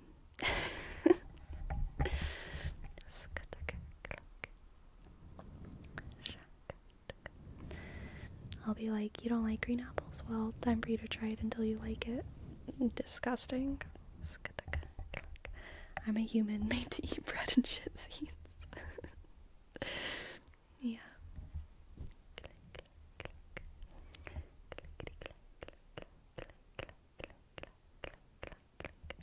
Sleepy, you're too small to LARP an elephant. I'm 7'11", Neatrix. I'm 7'11". I'm 7'11", and all of y'all are small, okay? Tiny, tiny, tiny. Tiny, tiny. Tiny little humans.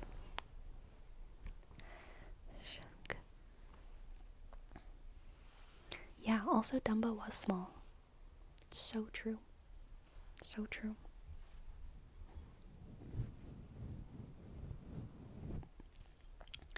There's actually a small amount of cyanide in apple seeds. I know that. We've all got to pick our poison in life, right? Some people do drugs. Some people do caffeine. Some people do CrossFit. I do just a little bit of cyanide every day.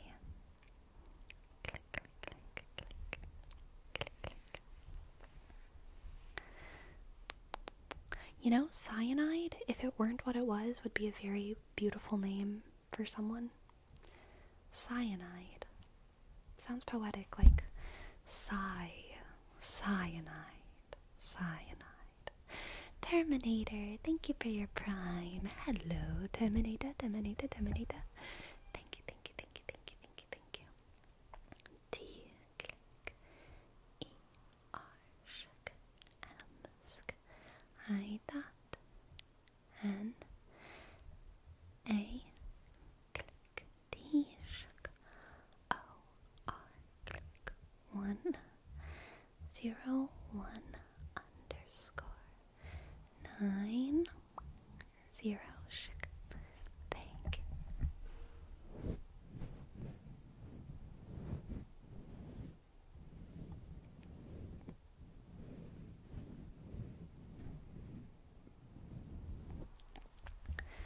Sleepy, am I allowed to at least try to change your green apple opinion? But now a real question, do you think it's okay to push attempt to change people's opinions if they're open to do so? I mean, it depends. There's no broad answer I can give, Jerome. Like, for someone who's, if someone has only, like, eaten 3 apples in their life, if someone has only eaten red apples, they've never had a green apple, except for once, and it was, like, a bad one, yeah, like, try to culture them on their green apples, try to change their opinion, but for someone like me, Jerome, who has eaten 1 million apples, if not more.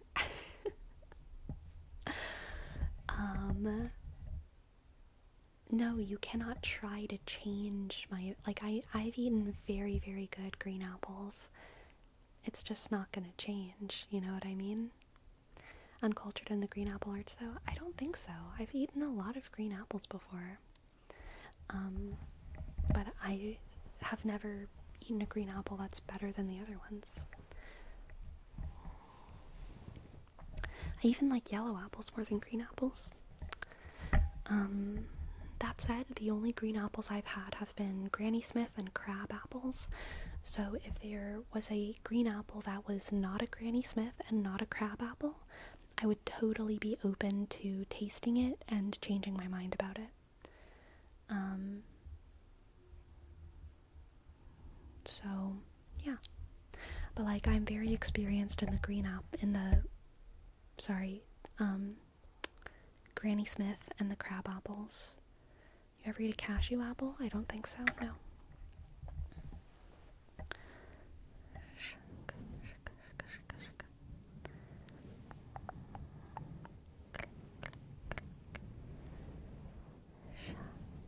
Distracticon, thank you for gifting us up to Dominic's. Thank you, Distracticon. D, click, M, shook, N, sk, X, click, underscore, N, click, H, shook. Thank you. Thank you. Thank you. The only good way to change someone's opinion is through subterfuge and elaborate scenarios involving hired actors to act as Confederates. So true. Brainwashing, subliminal messaging, and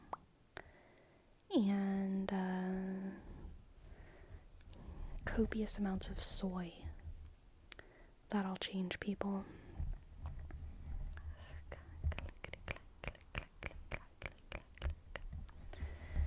What about in broad terms? Is it okay to change people's opinions? Is it okay to try to change people's opinions? Yes. As long as you're not annoying about it. I agree with what Destructicon says. Depends on what kind of opinion you're talking about. In my opinion, if the other person is willing to listen and try, yes. If they outright refuse, it's kind of hard because it would be disrespectful to keep pushing for it. Exactly. Like, it obviously super duper depends on the topic. And you need to respect other people's, like, identities. You need... Gosh, if we're just talking about likes and dislikes, it's pretty important to realize that not everyone is you, just less experienced, okay? Not everyone is you, but just less experienced. Sometimes other people are more experienced than you, and they've come to different conclusions. Sometimes people are as experienced as you, and have come to different conclusions, and they're just, like, different people. And they're never gonna be you, no matter how much new information they receive, no matter how many new experiences they receive. They will not be you, and they will not have your same perspective on the world. So that's very important, I think. And yeah, it, like, invalidates the other person whenever you're just like, I know that you would like this. I know I can change your opinion on X, Y, or Z thing. But... it doesn't always work. Definitely doesn't always work. Like, I cannot understand how people love coffee, and so many people have told me, oh, but you haven't tried my coffee, and every time I try it, it's the same situation. Yeah, that's kind of how I feel about, like, anything green tea or green tea flavored, matcha flavored.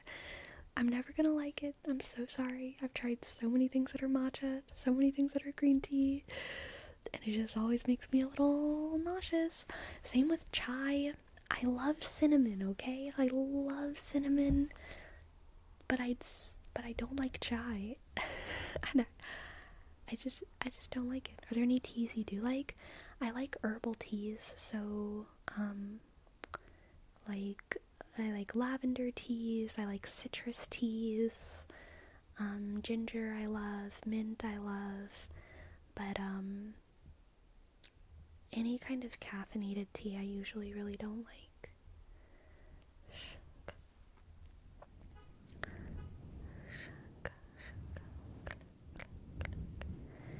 Is there anything green that you like? Trees.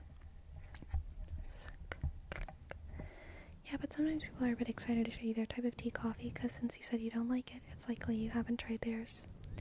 That's true, and I will always try things once. But if I don't like someone's tea and then they want me to try it again, and then I still don't like it, and then they want me to try it again, and I still don't like it, and they're like, oh, well, you're just on your period. How about you try it again? And they're like, oh, you're just in a bad mood today because your mom died. How about you try it again? And then they're like, Mercury's in retrograde. How about you try it again? Then I'm like, no. I'm gonna kill your mother at that point.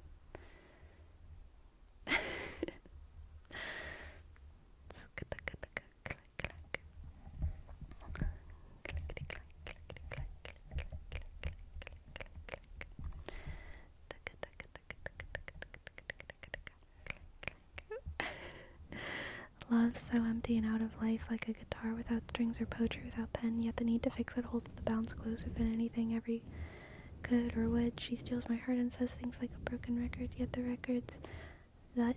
record's discord is what holds my mind at ease. Beautiful, Flow Gaming. Beautiful. Welcome to the chat. I am wild in Dominic's. I am. I'm in a no-filter mood. I feel uninhibited. It's dangerous. I'm too cozy. Too cozy over here.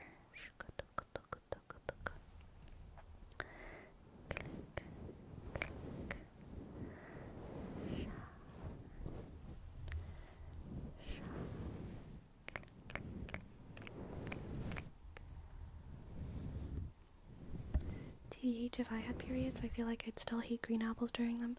Yeah, me too.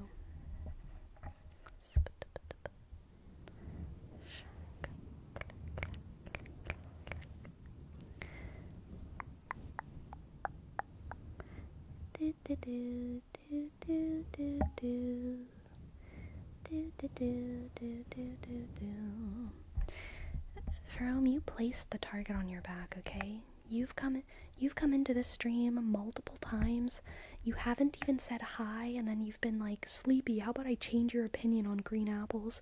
And now you're asking us why we go off. It's all you talk about. It's all you talk about, okay? You're putting the target on your own back here. I gotta fix you? No, you don't. Alright? You don't.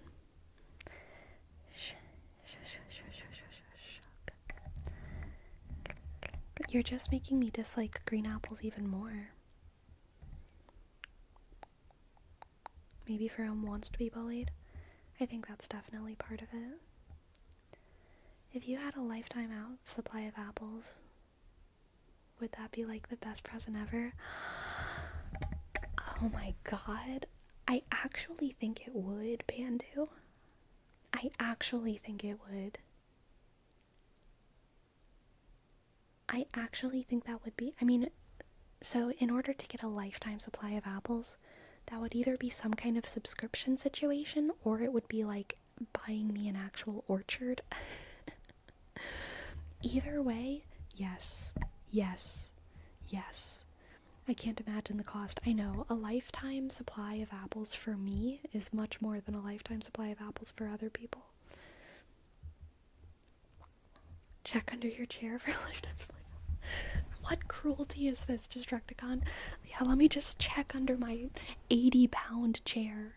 My 120-pound chair.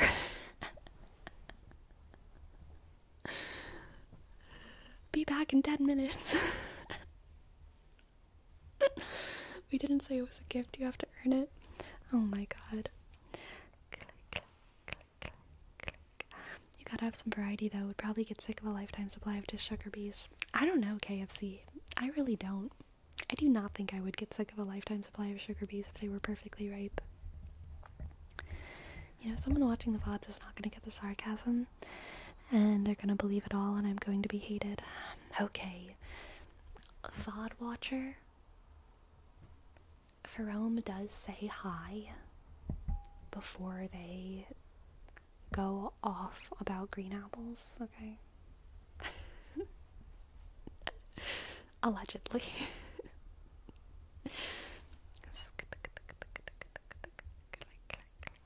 He usually says hi. My grandpa had plum trees and every summer was incredible. I would love to have fruit trees one day. I was so blessed to grow up with fruit trees. We didn't have a ton. We had, well, honestly, we did. We had four. We had 4 fruit trees. No, 5. But one of them almost never, wait, no, 7. But 3 of them almost never grew anything. We had a, persimmon tree and 2 banana trees. The banana trees never produced anything. Never anything at all. They were just there. So those don't really count. The persimmon tree, I remember like 2 years where we grew fruit on it. That was good. So the other 4, we had 3 loquat trees. I grew up calling them Japanese plums, but they're also called loquats. And I loved those. I mean, I would eat meals worth of loquats or Japanese plums whenever I was in high school. So many. And then the kumquats, yeah, I love those as well. A little bit harder to make a meal out of them, just because I feel like they're a little bit less satisfying. They're kind of smaller, but I mean, I would snack on them. I would snack on them all the time. I loved those kumquats, and I still love kumquats. And whenever you get kumquats in the store, they're almost always the sour variety. But there's 2 different breeds of kumquat. There's sweet ones and sour ones, and the sweet ones are what I grew up with. And y'all, they are so good. And they never sell that type of kumquat in the store. They never, ever do. Kumquats in stores are just always so terrible because they're unripe and they're also the sour breed. So they're just not good. And man, I miss those kumquats. But whenever I go back home to visit, I get as much of them as I can because they're delicious. Delicious. Japanese plums, them things go hard. Can't find them anymore these days. Yeah. They're good. My grandmother had a mango tree outside her house, and we would get so many. She'd be giving away bags of them to anyone walking by. Oh, that's so nice. Yeah, I grew up in a place that grew a ton of oranges.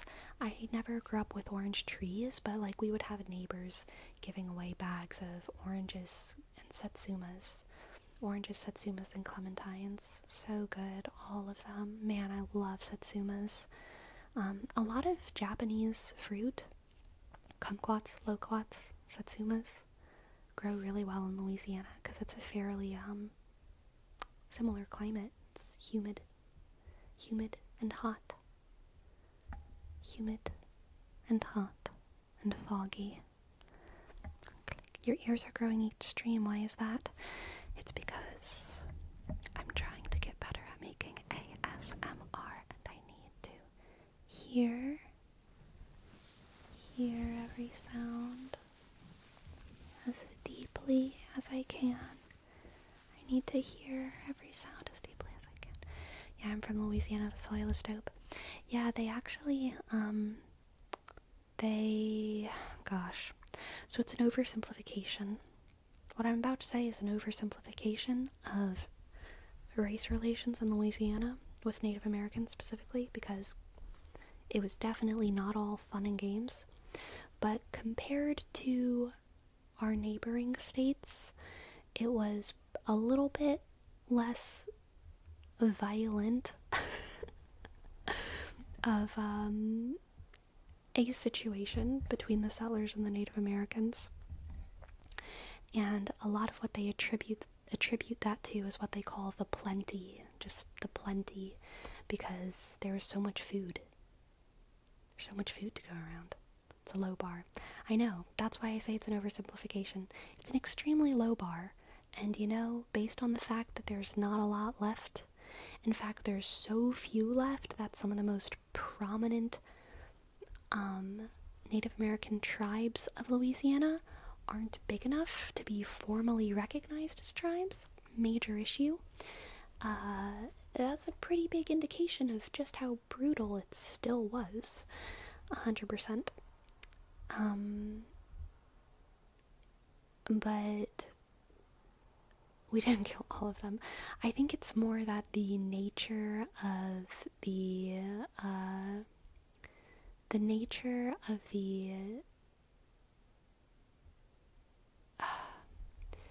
displacement and genocide of the Native Americans was like less explicitly violent in Louisiana compared to some of the surrounding states. It was, from what I understand, not as explicitly violent, which again, low bar. I'm not saying that anything was good at all. Terrible situation. Bad things happened. Not a good thing. But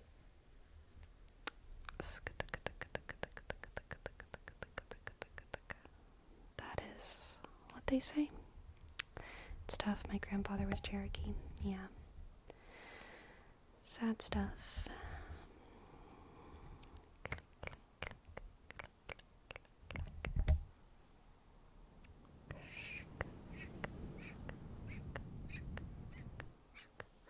Where exactly is the ASMR?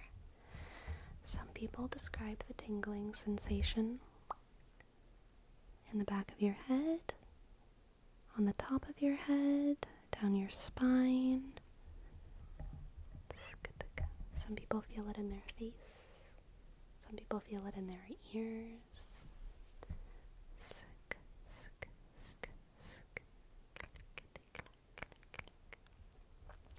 Sleepy, you've been dark tiding recently? Yes, I have been, for sure. I've been working on my zealot, and constantly trying to improve on my psyker. I recently got the achievement for completing the Orthis offensive on hard mode, which is pretty good for those who play Darktide. How do you like the changes to Psychers? I love them. The blackout level? No. It's the twins, the special assignment, but there's an extra hard mode that you can unlock, and I completed it. Orthus, O-R-T-H-U-S. Great box. Hello, Nobi. Welcome. I always feel it between the back of my head and neck. I usually feel it like right on the crown of my head, like right back here. Sometimes right here.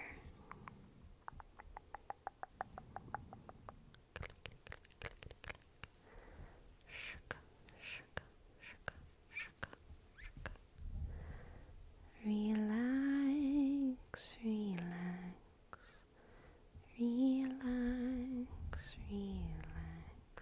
Are you into From Software games? Zonk, I have a confession. For the longest time, I only heard From Software talked about, and I never read it, and so I always thought it was From Software.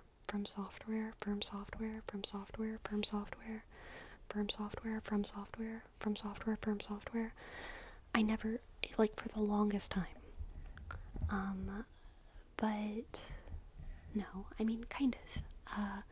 I started playing The Witcher 3, but never finished it, but I would like to, because I have enjoyed it.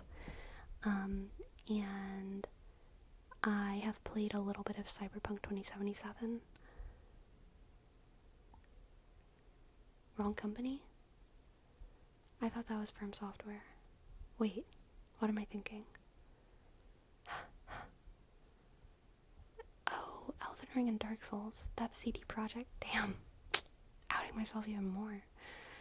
I've played Elden Ring a little bit, but I never finished it. I haven't played any of the Dark Souls games. Sleepy, you gotta take your gamer card. I never had it, okay? I never had it. Thank you, Blue Skies. You can thank Ferome for these years, but not for their strange green apple takes, okay?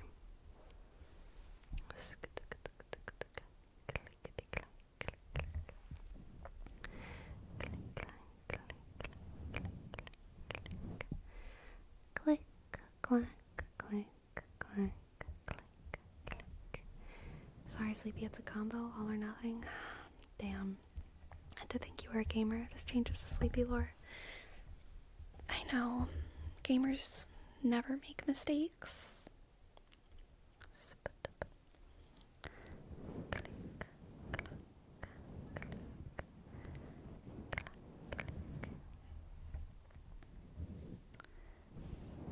Did you ever consider reading the Witcher books? I have. I've heavily considered reading the Witcher books, and then I didn't. Not because I decided against it, but because I just read other stuff instead. But like one day I might totally read the Witcher books. Gamers are historically known for doing nothing wrong. It's true, Sebastian. It's true. It's true. It's true. It's true.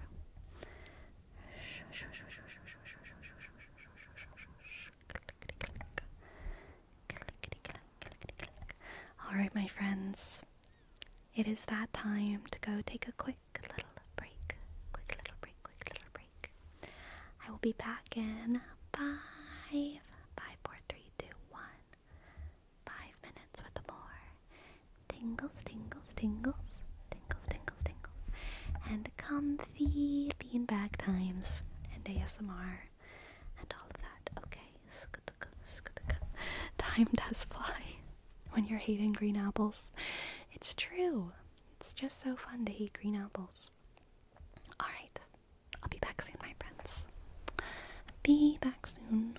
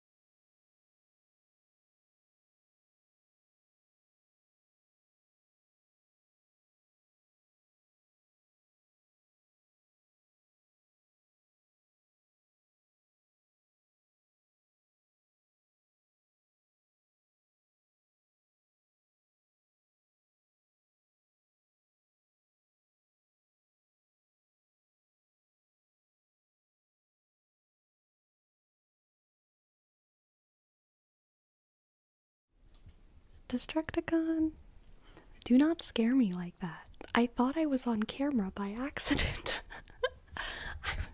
Because I just walked back into the room, and then you said, welcome back. And I was like, why did they see me? That was terrifying. So scary. Crazy switch the camera back on? Apparently so. Not the plan. Destructicon is in your walls. Oh my god. Oh my god. Oh my god. Oh my god. Oh my god. Oh my god. I just made the mistake of keeping my door closed. Cat's gonna go crazy. I'll be back. Just a sec. Just a sec.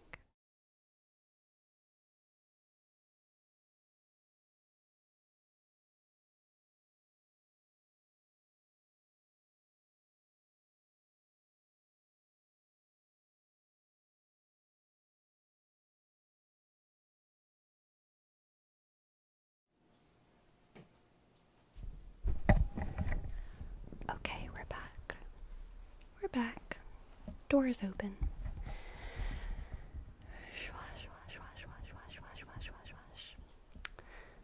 Also, clink.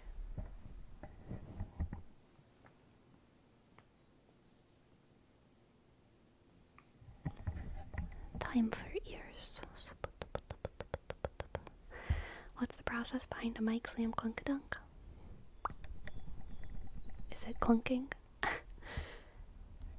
Oh, KFC, thank you so much for your tip. Been feeling kind of distant from myself and surroundings lately. Was hoping to get some guidance from the cards with regards to being more present and reconnecting with the world around me.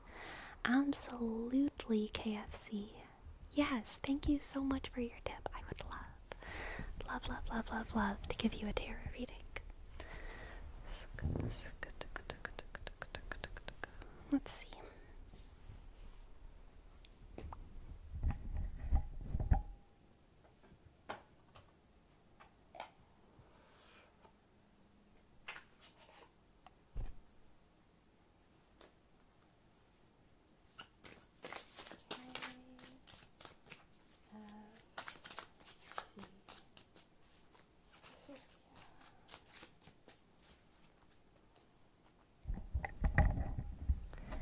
KFC Serbia.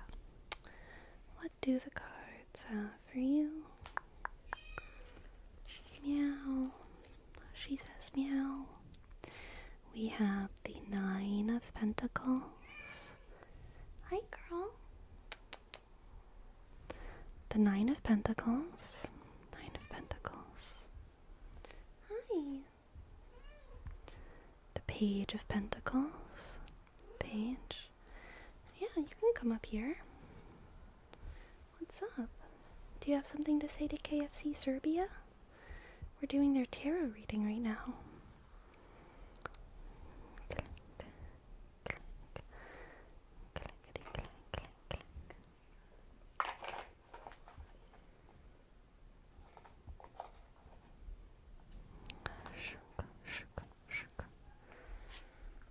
Okay. The Nine of Pentacles. The Page of Pentacles. Yeah, you can come on my lap if you want. And Justice. Justice, justice, justice.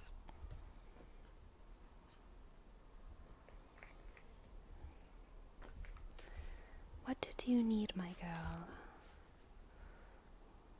Would you like to be on my lap? Did something spook you in the outdoors?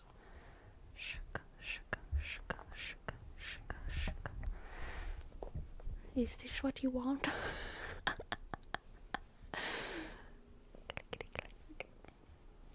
So sorry, KFC. We have a little interruption here. Little cat moment. She needs a hug.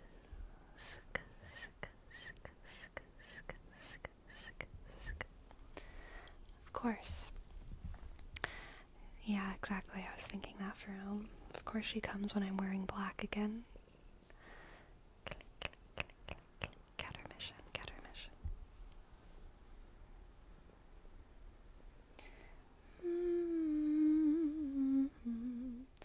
Okay, the Page of Pentacles, the Nine of Pentacles, and Justice. So, super earth heavy reading here, KFC. Also, a lot of balance motifs. And beauty.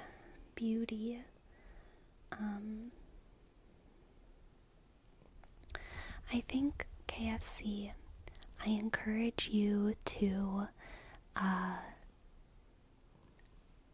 go look at what you believe is beautiful in creation, okay? In the world. Go outside into a beautiful place, into a beautiful space that you know is beautiful, and recognize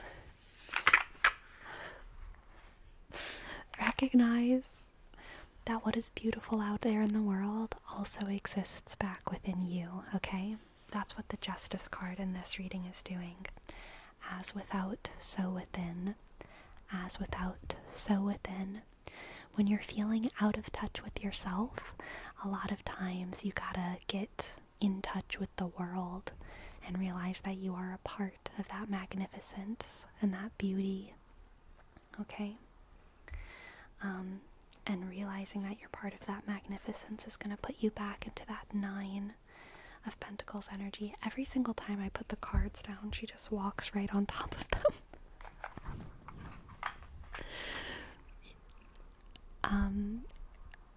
Being in touch with the beauty of the world is going to put you in touch with your own sleigh, alright? With your own sleigh energy. Shk, shk, shk, shk. She's rubbing up against, like, the little table that I keep my triggers on. She does want to divinate. She's bonking. She wants me to lay down. I can tell. Okay, gotta grab all my cards.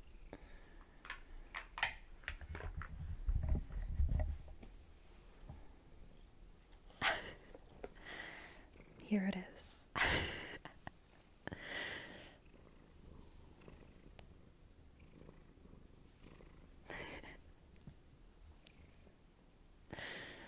Hello, Patrick.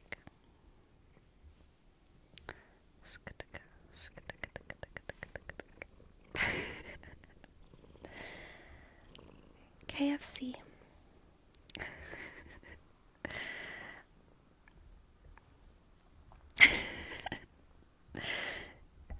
Find what you love in the world. Let it love you back. Let it show you what is beautiful out there, and know that whatever creative spirit, whatever higher power put in to that forest, to that river, to that starshine, that creative spirit also put that in you, and you are a part of this beautiful, beautiful, beautiful world. And that every tree and every animal also looks at you with wonder in the same way that you look at them with wonder. And I think that having that spirit of wonder will open you up to your creativity and your exuberance for life again, okay? And that's gonna be that Page of Pentacles coming in to cap everything off after Justice and the Nine of Pentacles. Let's see if we can pull some cloud cards. I want to do more than one, without Kat getting too jealous, okay? We'll have to strategically look at these cards so that she doesn't know that we're not looking at her. Okay? We have the Sweet, and Sakura. I'm so sorry that I can't get closer to the camera for you here. But we have the Sweet and a Sakura card. Sakura, for me, is big Aries energy. Very burst of spring. Very sunny. And the Sweet is also very springtimey. Very springtimey. Again, admiring nature. Yeah, I'm getting a lot of feelings for you, KFC Serbia. I think admiring nature and admiring the outside world is going to be a really big part of you getting back in touch with yourself, okay? And I'm an Aries too. Wow!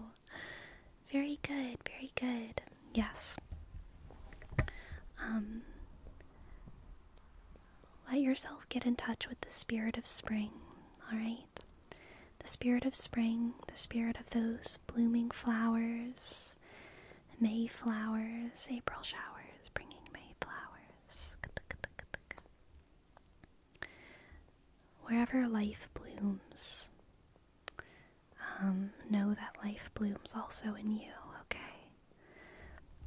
Aries is made of 1,000 little buds. Aries is constantly in bloom. Aries is so springtimey, and I think whenever the real life spring ends, it's actually pretty easy for Aries, like those flowering plants, to kind of lose touch with those most beautiful parts of themselves. But they still exist within you. They're just waiting for sun and waiting for rain, and the flowers will always come back next year, okay? And all of the beauty that you see in the world around you exists within you, okay? Okay. Thank you for letting me read for you.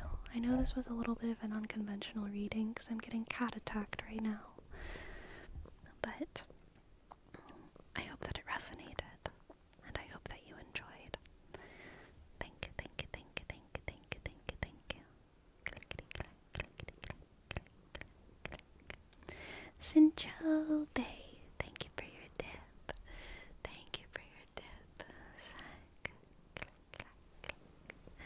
I would love to give you a reading, but I can't reach my cards. I got it. I got it. It's okay. I got it.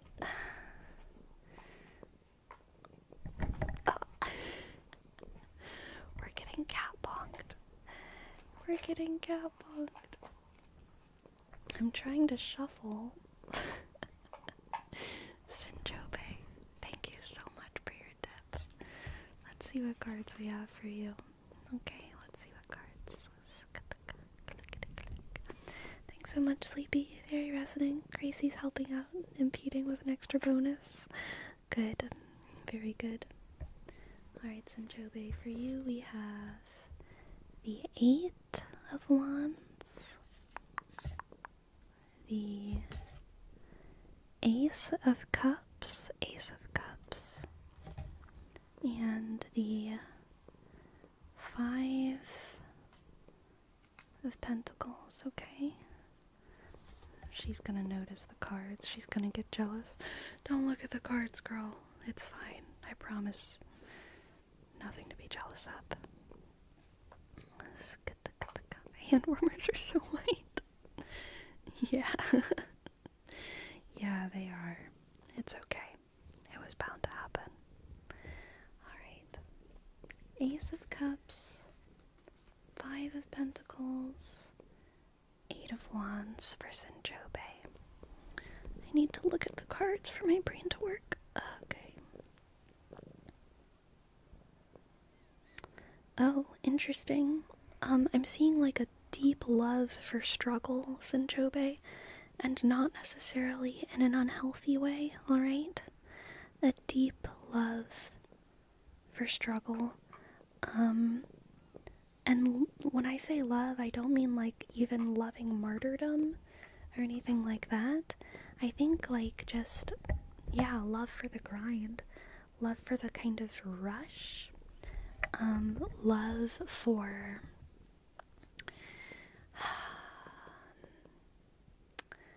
love for the feeling of urgency, okay? Love for the feeling of urgency and imperative force, alright? I think things might be in dire straits in the next week for you, Sinchobe. The pressure is going to be on with that Five of Pentacles. That could mean, you know, some maybe things that you don't expect to fail might kind of fail, but fixing them is actually going to be a lot of fun with that Ace of Cups and the Eight of Wands. It's going to kind of be fun going back, and I don't know if it's going to be a situation of redoing things or kind of having to do something that someone else was supposed to do, but I think either way you're going to like kind of fall in love with it. Sometimes that happens to me whenever I record a video, and then I get really like sad because I lose the footage or the audio's a mess or something, and I get sad that I have to do it again. But the second time that I do it, it's like so much better and so much more fun. It's like, oh my gosh, this is amazing. Falling in love sometimes with something for the second go around is a pretty special opportunity. And I feel like something like that's going to be happening for you, Sinchobe, okay? Let's see if I can get a cloud card.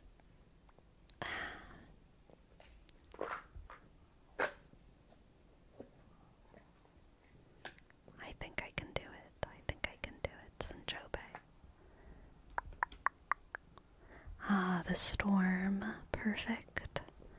The storm. The storm. The rage and the fright and the lightning and the thunder and the sheer magnificence of it all. The kind of fear that you feel when watching a horror movie, where it's certainly terrifying, but you're also having a damn good time. The hurricane, where you get to get all your family together and kind of camp out in the lights out house, organizing your rations, feeling main character energy. I think it's gonna be fun for you, Sinchobe.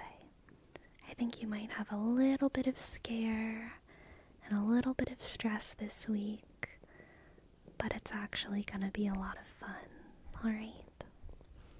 Thank you for letting me read for you. I hope that it resonated, and I hope that you enjoyed.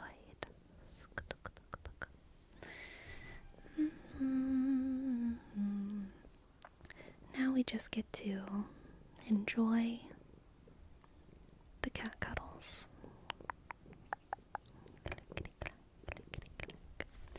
Whenever Gracie lays like this on me and I'm not streaming, I swear it just like knocks me out. It puts me in a coma. It makes me fall asleep immediately. I have no defense against it. But now she's gone, so awake I shall become.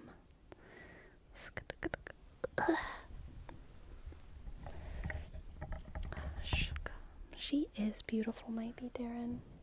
She's the prettiest cat since sliced bread. Look how much fur I have on me now, though.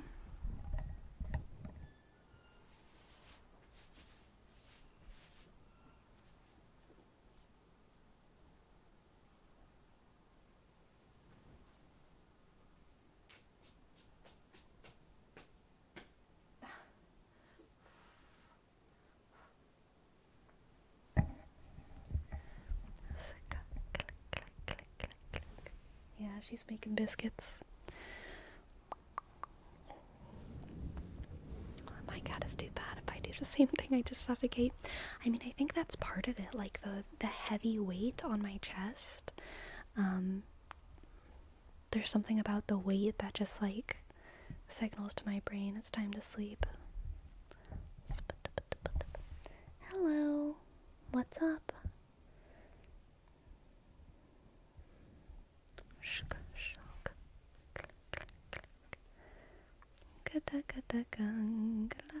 Nobunaga, thank you so much for your sub. Hello, welcome in. And click O B shk U sk and click A sk G click A click U click W click U.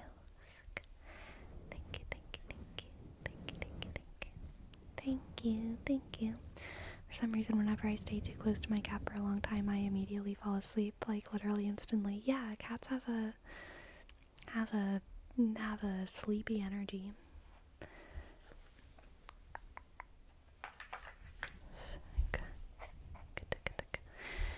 Good night, Neil Banana.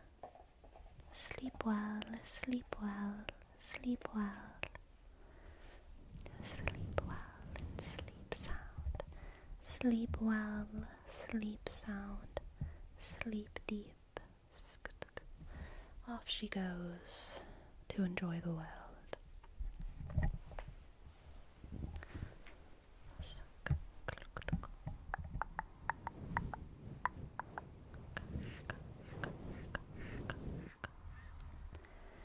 Click, clack, click, clack. Hello, stitching, stitching, stitching. Stitching. Nobunaga! Thank you. Thank you for gifting us up to Neil Banana. Thank you, Nobunaga. And click. Osk. V. Click. Usk. And click. A. Shk. G. Click. A. Click. U. Click. W. U. Thank you, thank you, thank you. Thank you, thank you.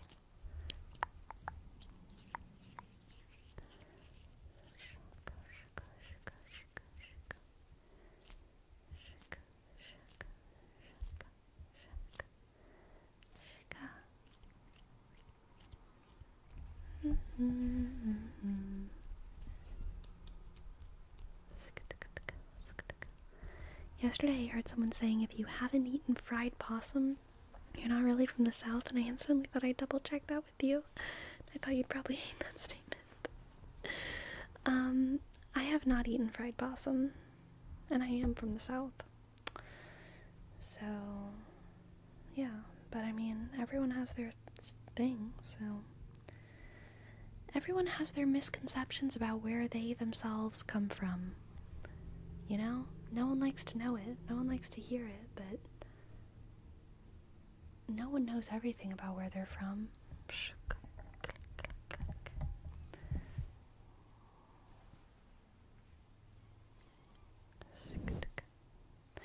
My arm warmers are so full of cat hair now.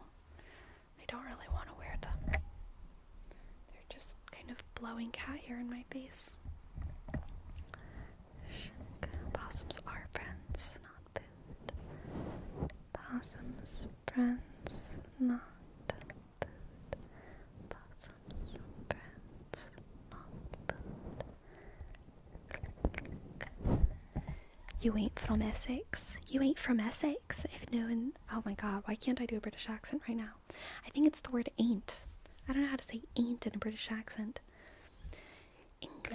English accent. Best put on a robe. A boy named Neville's lost one. Are you doing spells?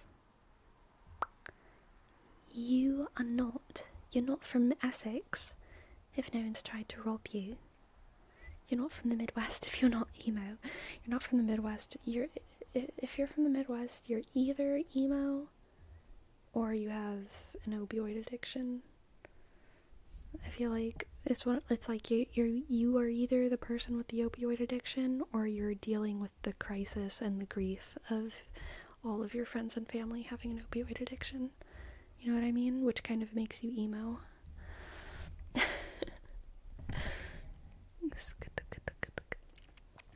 I love corn too. Salmon of Doubt.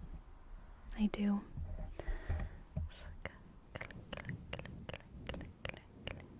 You're either emo or a farmer. Fair. Fair assessment.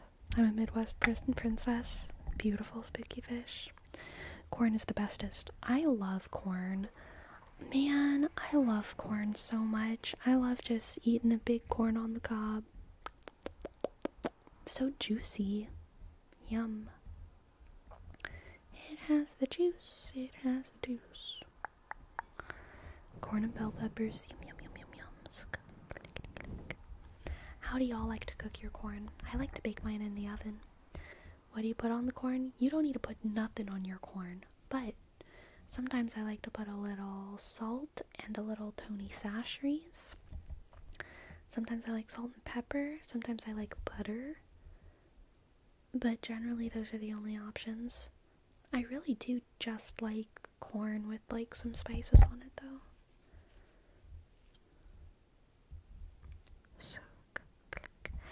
Delight, thank you for your prime. Thank you, thank you, thank you, thank you, thank you. Disc L-I dot G-sc H click T click 1 9 click 9 click 8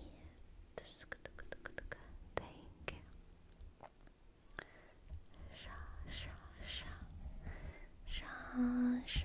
Shawshank Redemption. Have you been redeemed? Have you been redeemed? I redeem you. Sweet corn or regular corn, both are great. I like them both. No preference. As long as it's corn. Do you like grilled corn? Yes, I do. Grilling nothing makes it taste worse. Ain't nothing you can grill that comes out worse than raw.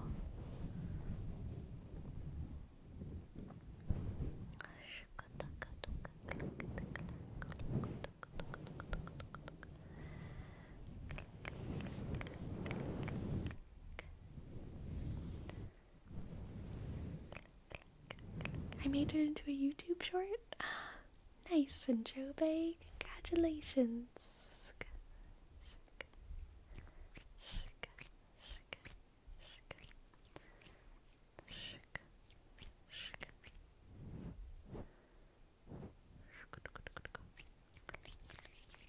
Oh, was it my Michael short? What about corn tamales? Delicious. Totally delicious. Totally delicious. Relax, relax, relax. Relax, relax, relax. How do you feel about kettle corn? I've heard some people have big feelings about it. I don't think I've ever had kettle corn. So I don't know. I have zero feelings about it other than like curiosity, I guess. Like, what's that?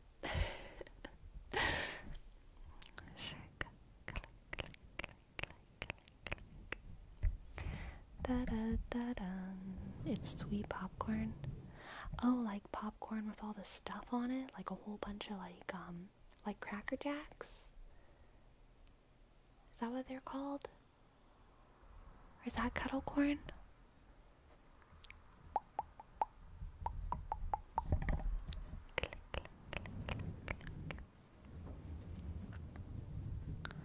Did you ever try the cream corn prior to the vegan era? Creamed corn is mostly vegan. It's not actually cream. It's cream of corn is basically like after you, I mean, yeah, it should be vegan.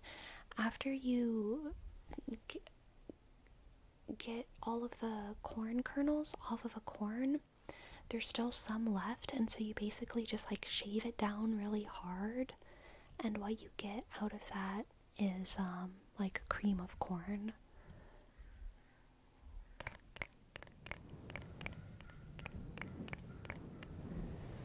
No, it's just sweet and salty.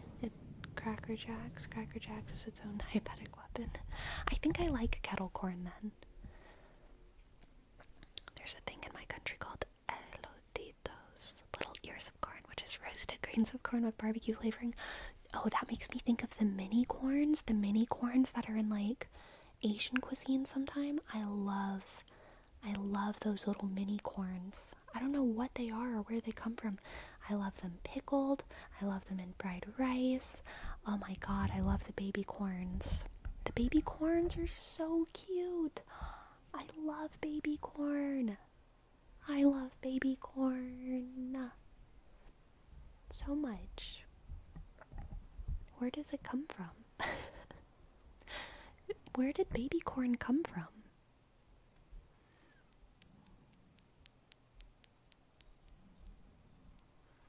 I just bought a Wii. Congratulations, logo! Fun fact, when I worked on a farm, my nickname was El Elote Gringo, or the White Corn Man. Nice. Nice. Baby corn is young corn. It's not actually young corn, right? Is it actually corn that gets picked sooner? There's no way. There's no way. Because corn is inside of a husk. Do you have to shuck baby corn? Or is it huskless? Do you have to shuck baby corn? Or is it huskless? Yes, you dehusk it. So the little corn husk is tiny and weak? That's crazy. I want to shuck mini corn. It sounds so fun. But why don't I ever see baby corn with the husk on it in the produce section? Why don't I ever have to shuck my own baby corn? What is happening out there? Crime? Disgusting. I hate it. Why don't I ever have to shuck baby corn? I would if I could.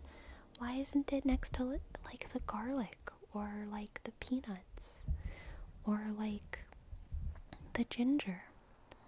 I only see it in Asian markets underwater. That's what I'm saying. I only ever see it in cans or jars pickled. You know what I mean? Why isn't it ever just out there?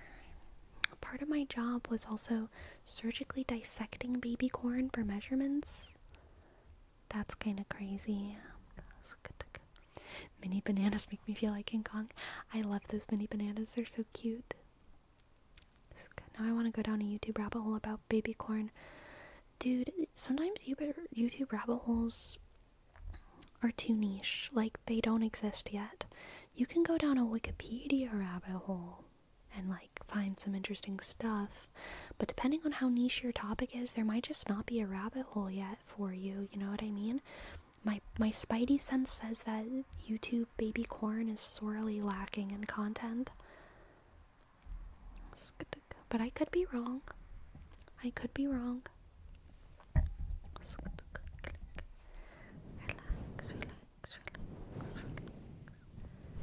Relax, and go to sleep.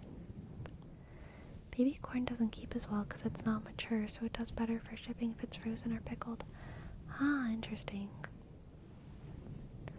Sleepy, this is your opportunity to start your career as an essay YouTuber with baby corn investigation. I don't know if I want that to be my first video as a video essayist. I would create such a baby corn rabbit hole, but I might still be under an NDA. That's fair, Miss Dollo Griffin. Maybe give it 10 years to be safe. You can have a big expose, just like those Area 51 Vietnam vets who all got like radiated.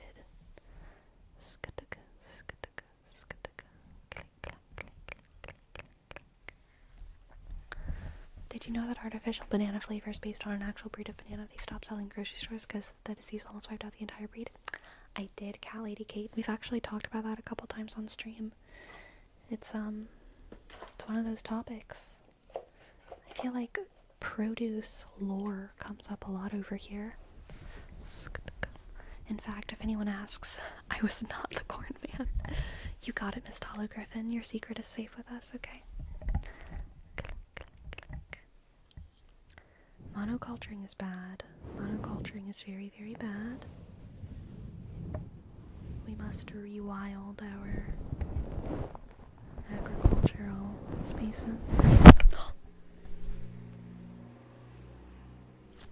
I'm so sorry. I'm so sorry. I'm so sorry. I'm so sorry. That might have been really loud. I'm so sorry.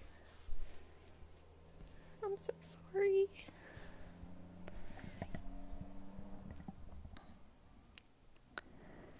I'm so sorry.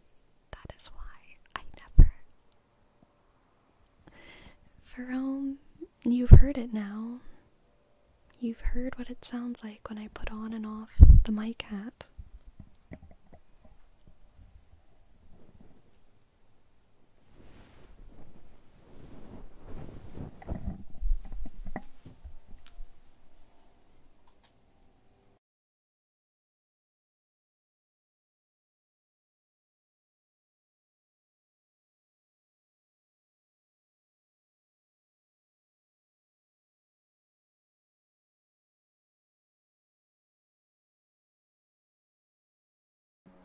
Okay, we're safe up again.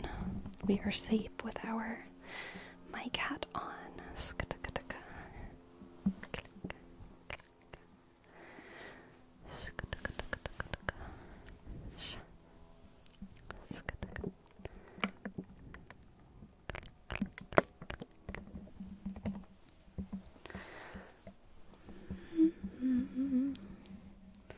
We have been entombed again. Yes, very good.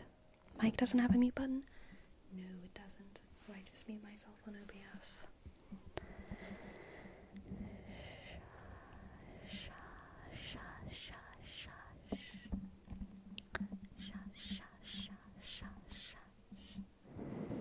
Relax.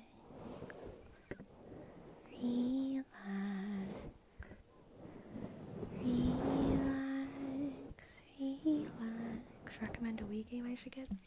My favorite Wii game from high school was Wii Ski.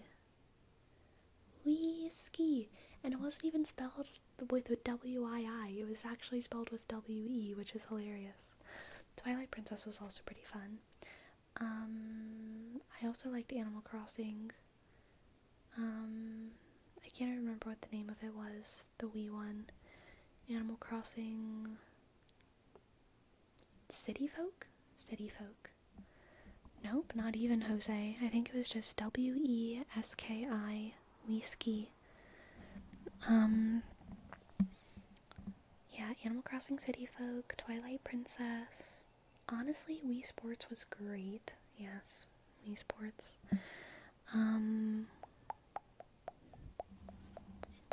Open Ocean was one of my favorite ones. Had a beautiful soundtrack, but only if you want to do like very chill times ocean exploration. It's a big ocean exploration, find all the animals kinds of games. Relax.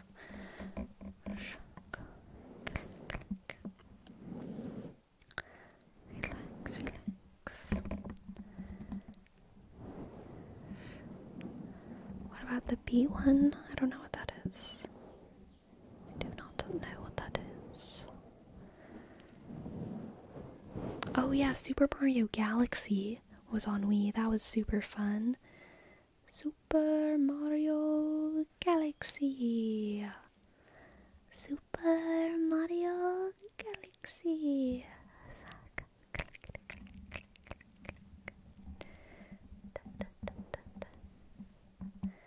Da da da dun dun dun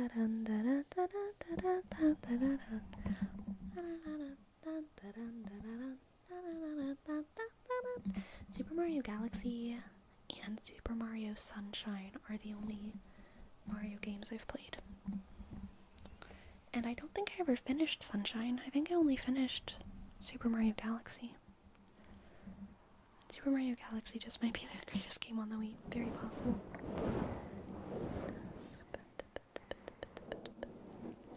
How'd you feel about Sunshine? I loved it. Do you have any Nintendo consoles at the moment? I don't have any consoles at all. That's not true. I do have my 3DS. I have my 3DS still, but that's it. Hello, little sharky. Hello, little sharky, little sharky, little sharky, little sharky. Little sharky, little sharky, little sharky. Little sharky, little sharky, little sharky. Little sharky, little sharky.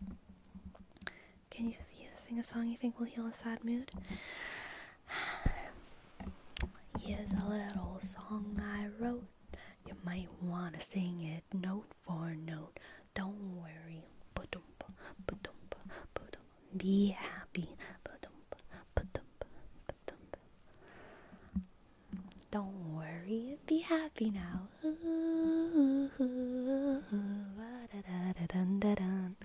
Don't worry. Be happy. Don't worry, be happy.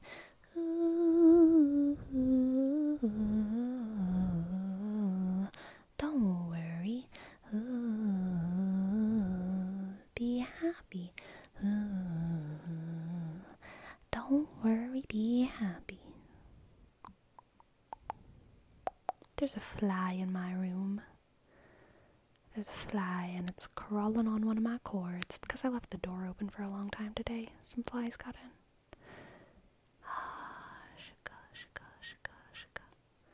I know it's just a fly, but I'm still like roach paranoid from where I lived before. So part of my brain, whenever I saw it, was like, oh god. But it's just a fly. It's fine. It's crawling, but it is a fly.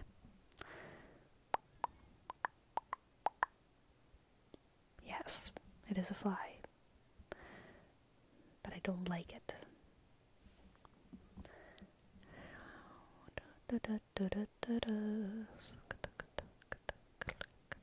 My biochem professor blasted this and 3 Little Birds before the final, and now that's all I can think about. You sure it's not a walk? Fair question, Cat Lady Kate. I lost it now. Probably good. Probably good for my mental health. I don't see it anymore. What are your thoughts on Sonic the Hedgehog?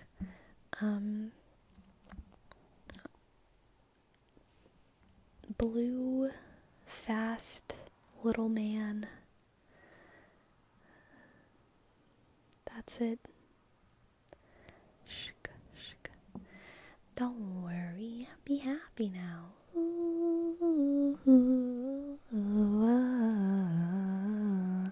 Don't worry, be happy. Don't worry, be happy. Gotta ask the real questions. Batman or Superman? For what? Which one do I want in my town? Which one do I want in my dark romance story? Which one do I want to fix a specific issue? Which one do I want to read a book about? Which one... what are they doing? Which one would I let babysit my cat? All different answers, okay? Shuck.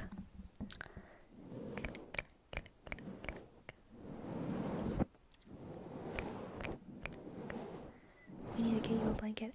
I have a blanket, but I'm hot right now. So I do not need a blanket for this moment.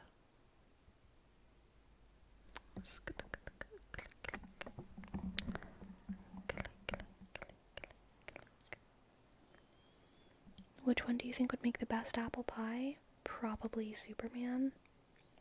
Can you try scratching the beanbag with the Zoom as you did with the 3DO? I can, but I don't think it'll sound as good. I think it'll just sound like that.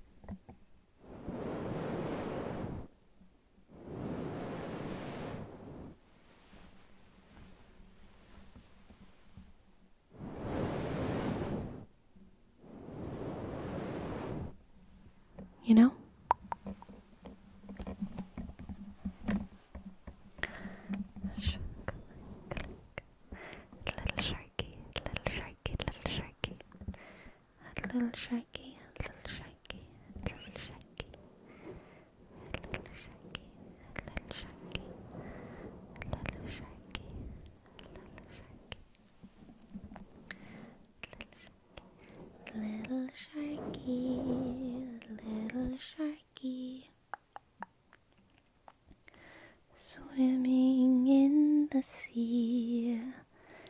Little sharky, what will their fate be? Little sharky,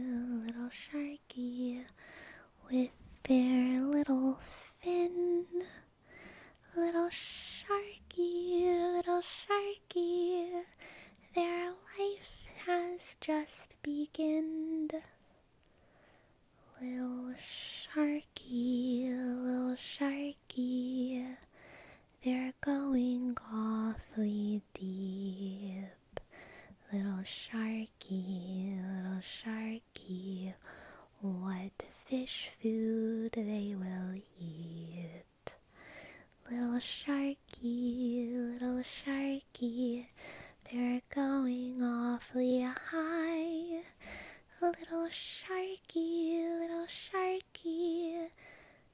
the dolphins say bye-bye. Little sharky, across the ocean strong. Little sharky, their journey's awfully long. Little sharky, across the oceans wide. Little sharky, they never ever hide. Little sharky, they like to eat plant-based. Little sharky,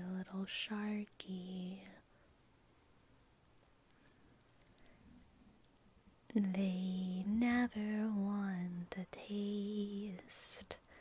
Little sharky, of something that has eyes. Little sharky, they don't want prey to cry. Little sharky, they just want to eat plants. Little sharky, they always rant and rant. Little sharky, their relatives say, shut it. Little sharky, but they say, but what if? Little sharky could just survive from love. Little sharky, that's what they're dreaming of. Little sharky, justice, peace, and faith. Little sharky, they don't got no time for hate. And that's it. That's all the rhymes I got.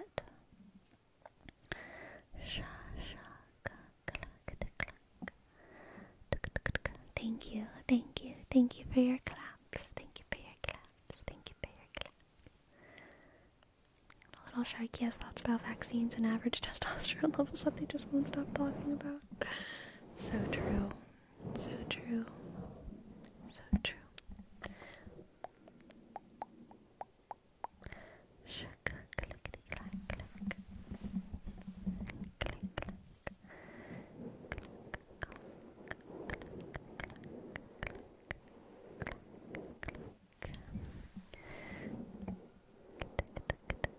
Sleepy, forgetting about the boring superheroes. Which is your favorite villain? I don't know the superheroes well enough. I'm not a superhero person. I don't know. Like, my answer's not gonna be correct. I don't know enough villains. I know like 3 villains. So my answer means nothing. All of them are fine. Joker's fine, Poison Ivy's fine, Scarecrow's fine, Two-Face is fine. All these are Batman people. Dr. Rock is fine. Green was the Green Goblin fine? I don't know. Not from superhero movies, but general movies anime. There's a million villains that I like. I don't have a favorite. Too many. Too many to name. Too many to name.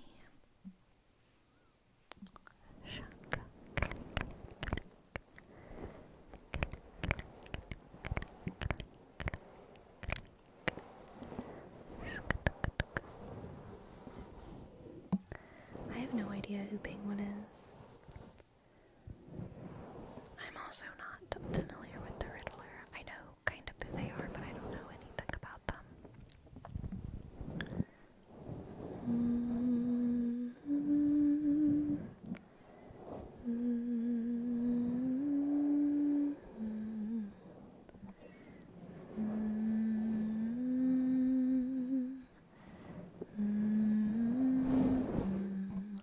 What are your thoughts on Spider-Man? I think Spider-Man is one of the best heroes. I think also in general his stories are pretty boring, but I think as far as like character goes, he's like one of the like best superhero humans. Like I think he's a very good person through and through. Which I can't say for I think most superheroes. My favorite thing from Arkham game is people on Reddit call him the Joker. Anything but Joker. Like they'll call him the Jonkler. Except that one where Spider-Man meets God. I have no idea what you're talking about. Kira's a good villain. I don't know who that is. Oh, Death Note? Death Note. I realize it's not super analytically robust, but I remember thinking when I was younger how cool it was he was morally grey, and that most of Death Note was shown from his perspective. Oh yeah, Kira is a good villain. I agree with that. Spider-Man stories are pretty bad, but the current run of Ultimate Spider-Man is pretty good and interesting so far. Interesting. What was your favorite subject in school?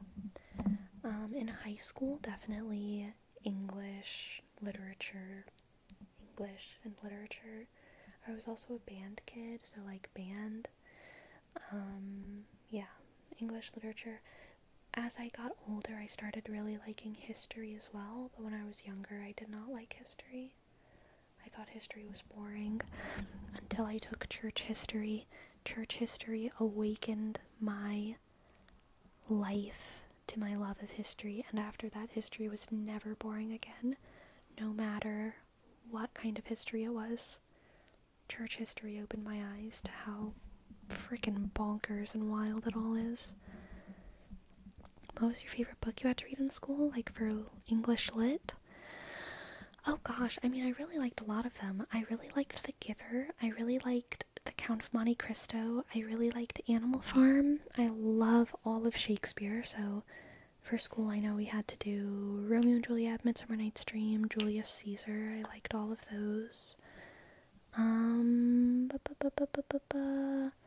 did not like Great Gatsby.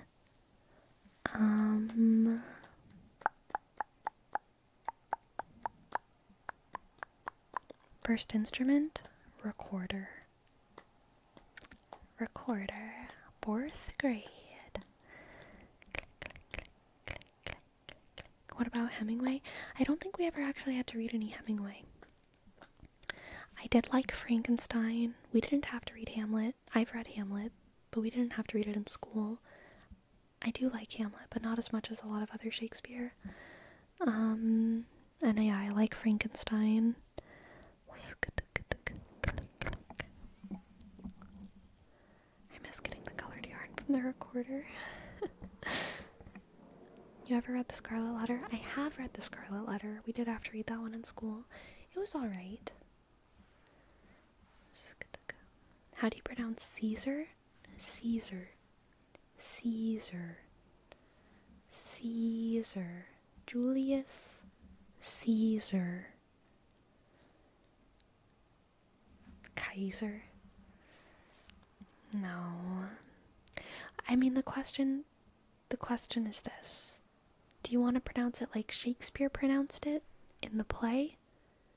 Or do you want to pronounce it like Julius Caesar pronounced his own name?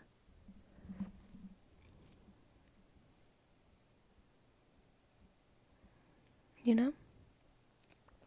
I recommend The Sun Also Rises or The Old Man and the Sea if you're interested in contemporary work to Great Gatsby. But we're just put off to sort of the dulcet flavor of it. Yeah. It surprises me so much that so many people think Frankenstein was written by a man. I know! So sad. So sad. Mary Shelley was a phenomenal author.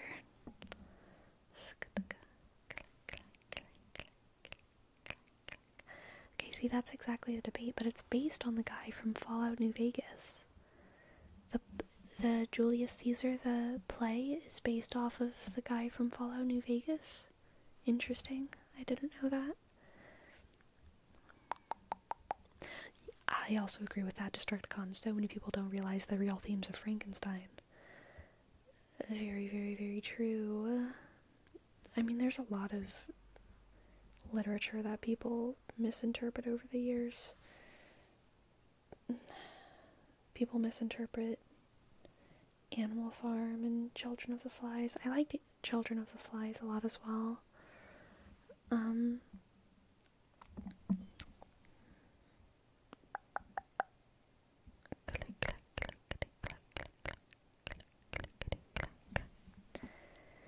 people say that Frankenstein instead of Frankenstein's monster. Yeah.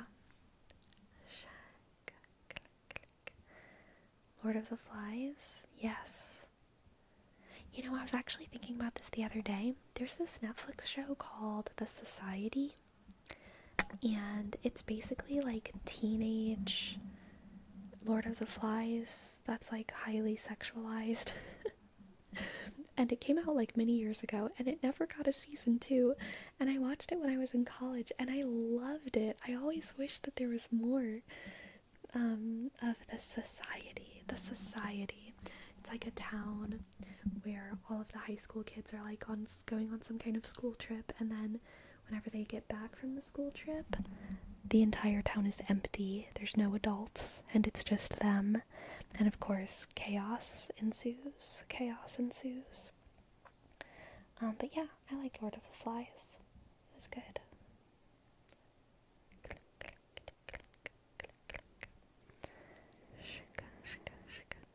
Reminds me of Higurashi no Naku Koroni. I don't know what that is. Yes, Destructicon. Quick, who should I use as top lane? Irelia.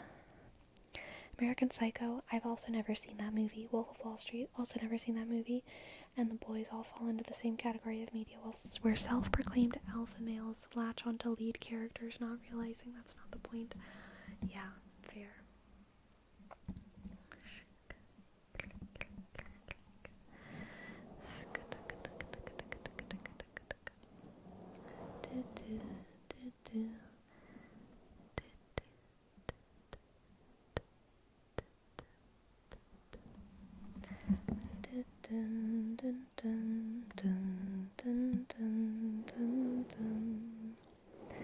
Hello, Morpheus Prime.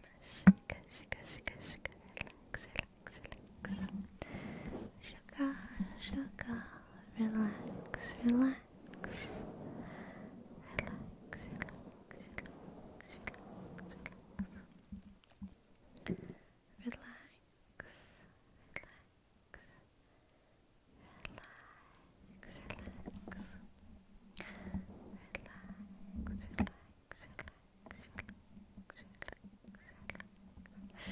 Yes, Destructicon. What's Irelia's passive? It's probably something boring. Old champion.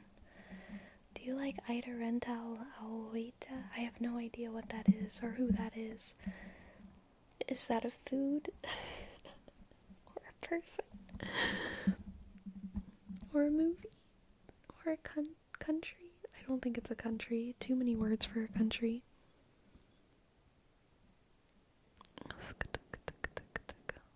It can be, but eating her would be illegal. Damn. Stitching. Thank you so much for your sub, Stitching. S, click, D, click, I, dot, D, click, C, H, I, dot, N, click, G, shuck. Do you have a game where the ball goes round, round, round, round, round, round, round, round, round, until you put it in a spot and it goes pop? Well, do you? Do you have the game where you have the ball that goes round, round, round, round, round, round, round, round until you put it in the spot and it goes pop? Do you have the game on your phone where you have the ball and it goes round, round, round, round, round, round, round, round, round, round, round until you put it in its spot and it goes pop? Pop, pop, pop. This looks so cozy. I am cozy. Pumpkin spice. I'm about to take a nap.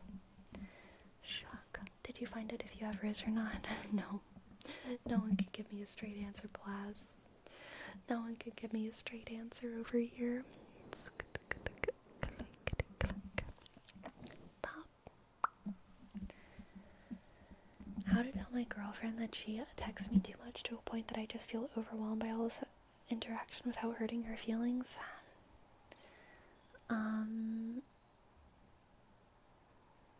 I think you tell her exactly that. You know? Tell her, I love seeing all the stuff that goes through your head, but I do not have the energy to respond to all of it.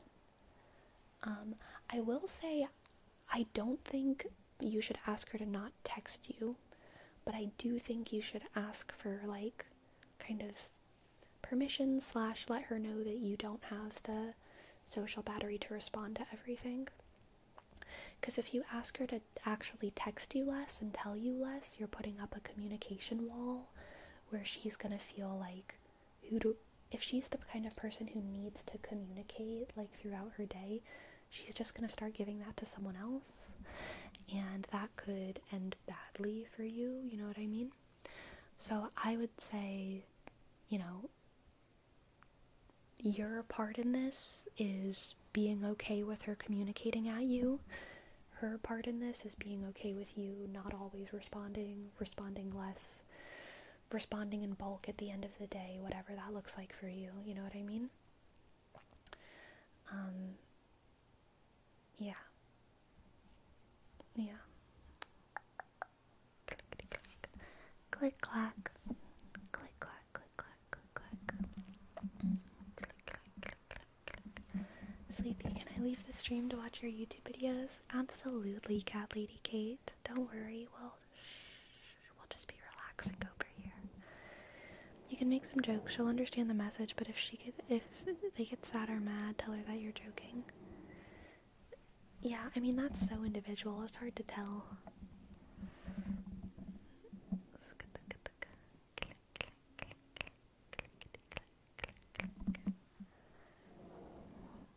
That's exactly what I wouldn't want to do. I didn't ask her to text me less, it's just important to emphasize my limits.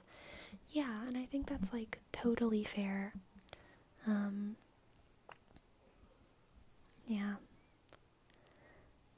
I think it's important to, like, do the sandwich thing, you know, be like, you know, I think it's so endearing that you message me so much. I'm so flattered by it, but I don't have the time or the social battery to respond to everything, especially, like, when you send it to me. It's good for me to have a lot of time when I'm away from my phone. So I'm not going to be able to respond to everything immediately, but I'm, again, really honored that you send me as much as you do, and I will try my best to respond to what you say whenever I have, like, time and peace and energy. Yeah. Yeah.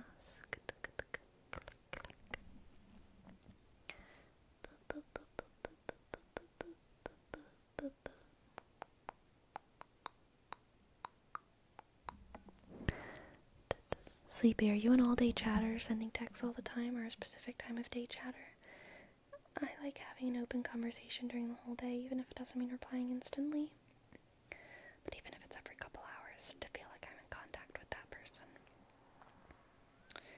Yeah, I like kind of open conversation, but I'm also definitely not like an all-day chatter.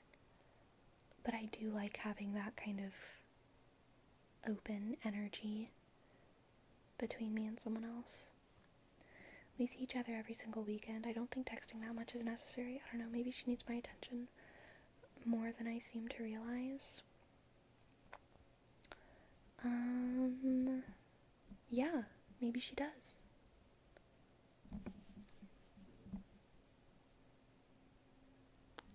Yeah. If you don't mind her texting, definitely say it brightens your day to hear what she has to say. I'm awful at responding to messages, so I let all my friends know it may take a while. A reminder to get back to them. Yeah, pumpkin spice. Totally.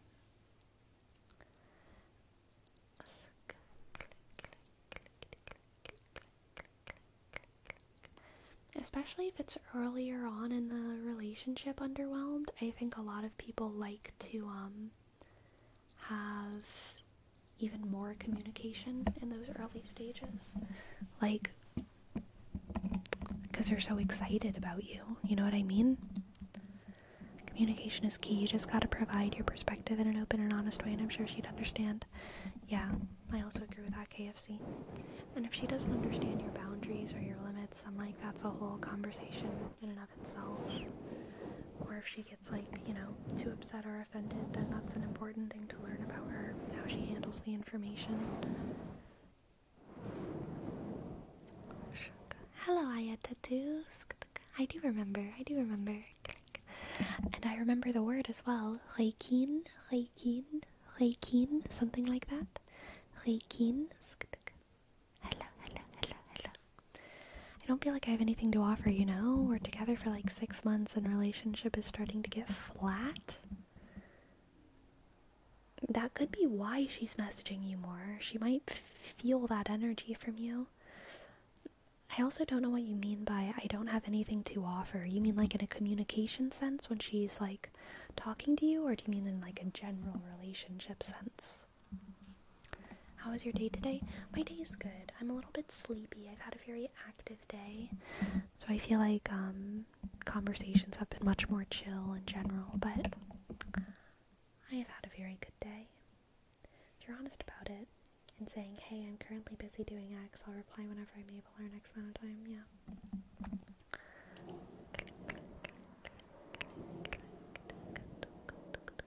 Hello, Toto Slate. Hello.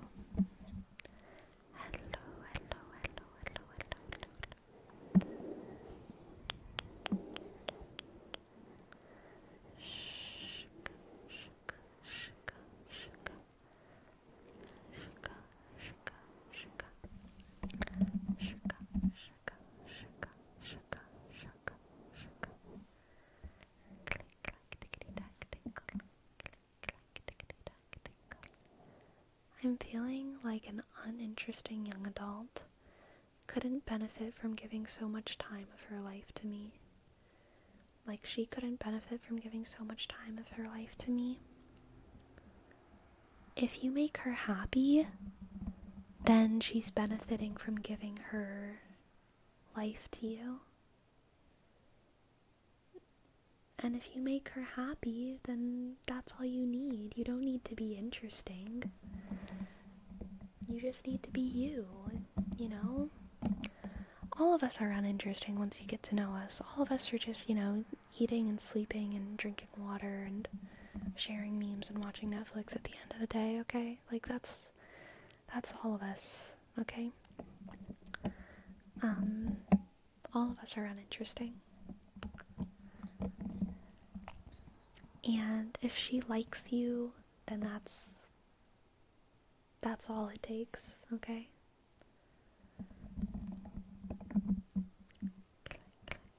Yeah, honestly, what helps me in those situations is not reading too much into it and appreciating someone interacting with me for what it is. Yeah.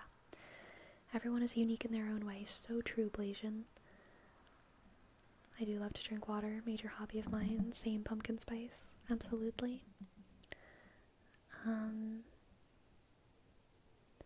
Yeah, like, if she likes you, then she sees something in you that makes her want to spend time with you. And that's fun and that's exciting. And I would say just enjoy it, you know? Don't project your dissatisfaction with yourself onto her.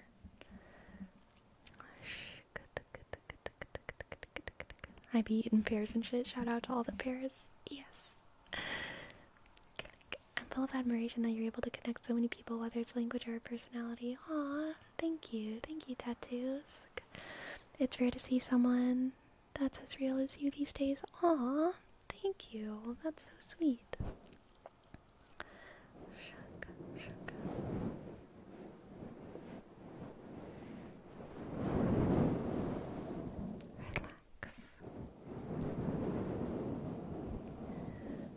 Relax. Relax. Relax. Relax. Relax. Relax. Relax. Also underwhelmed. Whenever you're in a relationship with someone, they're not just them anymore. Like, probably one of the most exciting things about you that she sees in you is herself in your future. Does that make sense? Like, she's interested in your future together. She's interested in who you're gonna be in 10 years, not now. She's interested in who she's gonna be in 10 years with you. Not just now. And that is eternally interesting and eternally exciting. And if she is the kind of person who likes to look forward into the future and to hope and all of that, then, I mean, that's something that can kind of, yeah, I mean, excite a person far past, you know, your uninteresting young adult life.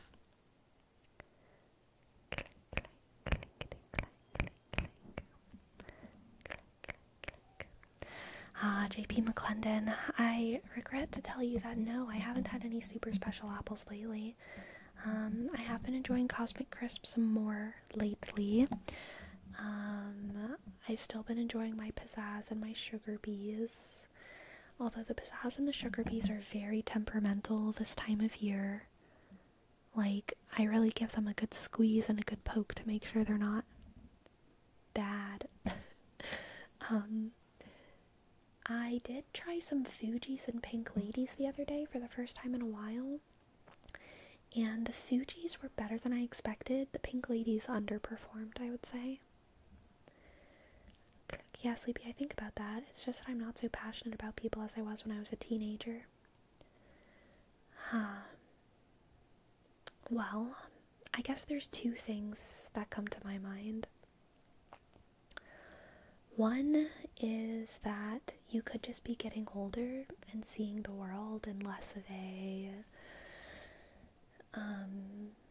rose-colored glasses kind of way, and you could still be very excited for your relationship with her, but also have this kind of understanding that nothing is all going to be butterflies and rainbows, and life is going to be hard no matter what, so it's not useful for you to get excited. And that's a very fair perspective, and I would say that that's healthy even for some people. The other thing is that if you are not that into her, you need to break up with her. You know? If you are into her, but you don't feel that kind of like rose-colored glasses lens of view or point of view on life, then that's one thing. And that's fine. Stay with her, you know? But if you are not that into her, you said you're a young adult, so I'm going to assume that she's a young adult as well. You know, both of y'all have time to find, like, your true love, a true love. You have time. And it would be doing a disservice to her to not let her use that time to find someone who's, like, totally into her. And it would be a disservice to yourself, because there might be someone out there who super duper excites you all the time. Or at least, you know, in like a healthy way. Yeah, that's it. I'm more contained. I'm into her, but it's not like it was before. We're both 27. Okay, gotcha. So like middle young adult. I'm more contained. You still both have time, for sure.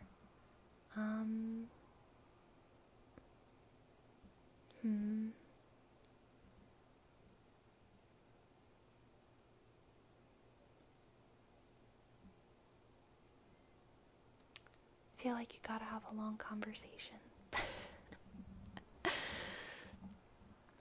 Yeah. I feel like you gotta have a long conversation.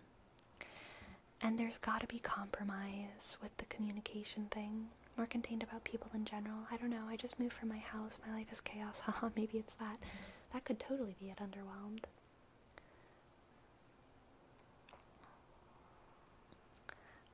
There's a quote that I just was reading yesterday, so I'm sure I have it on my computer. Let me find it.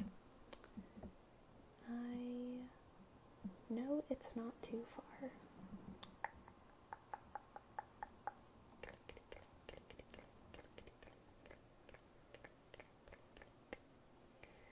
This is a quote from Louise de Bernieres from Corelli's Mandolin. Love is a temporary madness. It erupts like volcanoes and then subsides. And when it subsides, you have to make a decision. You have to work out whether your roots have so entwined together that it's inconceivable that you should ever part. Because this is what love is. Love is not breathlessness. It is not excitement. It is not the promulgation of promises of eternal passion. That is just being in love, which any fool can do. Love itself is what is left over when being in love has burned away, and this is both an art and a fortunate accident. Those that truly love have roots that grow towards each other and underground, and when all the pretty blossoms have fallen from their branches, they find that they are one tree and not two. I really like that quote. It's very pretty. Can you repeat where the quote is from? It's from Louise de Bernieres, which I'm positive I'm pronouncing his name wrong, so I'm just going to type it in chat for y'all, okay? And I'm sure you can just, like, look up this and then say, like, quote about love, and it'll come up, alright? But yeah, it's okay for the passion to burn away. The question at the end of the day is whether you're one with them or whether you're not.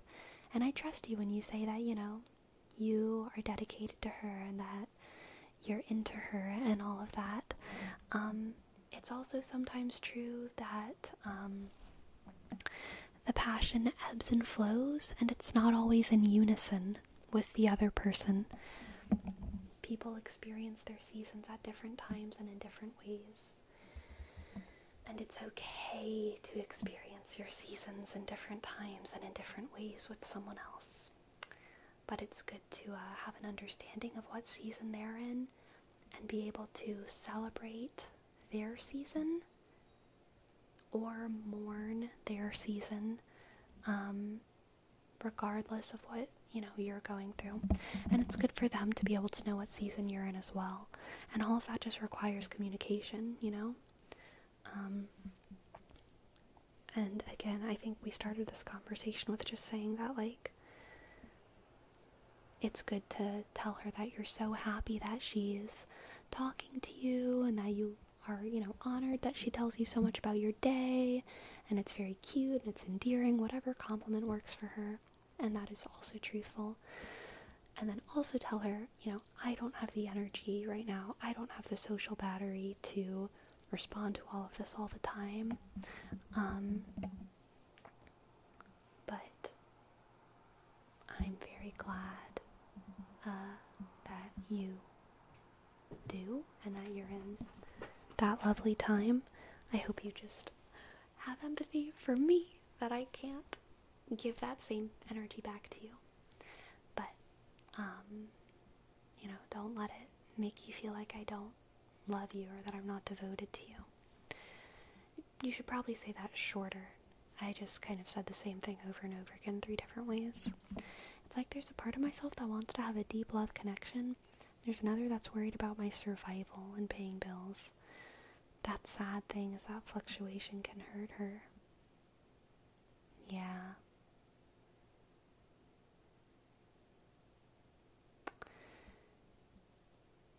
The fluctuation can hurt her. That's okay. Underwhelmed. Your English isn't weird at all. Hello, McJake. Welcome in. So glad to have you. Been on the VOD squad. So very glad to have you, McJake. Underwhelmed. I think have a conversation with her. This is gonna be probably a little bit of an unpopular opinion. Maybe. I hope I say it okay, but I want to use your language. The fluctuation can hurt her, right? And the fluctuation is going to happen no matter what, right? So I would say have a conversation with her and ask her directly if she is okay with being hurt in this specific way, because you are not in a place where you can guarantee that she's not going to be hurt. Give her the option to opt into that. That way, she has a full understanding of your perspective on the situation, and you might get the validation that you need from her.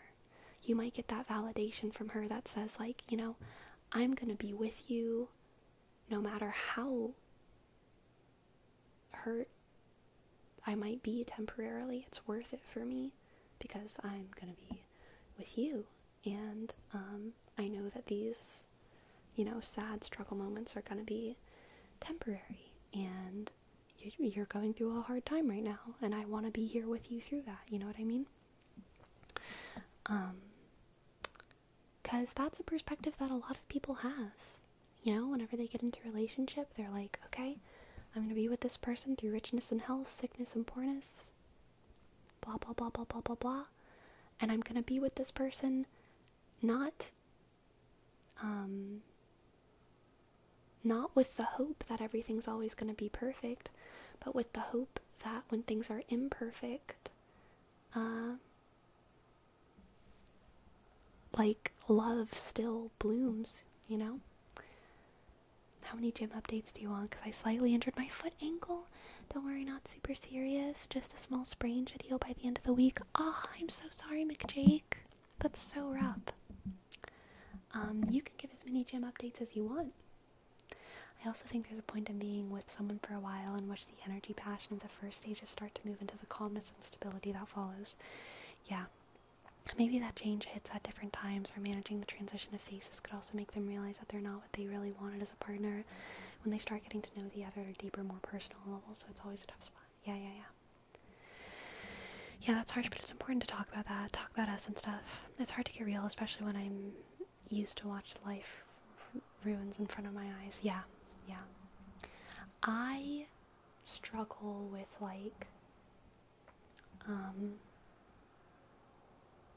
gosh. I mean, I just struggle with similar stuff. I struggle with sometimes feeling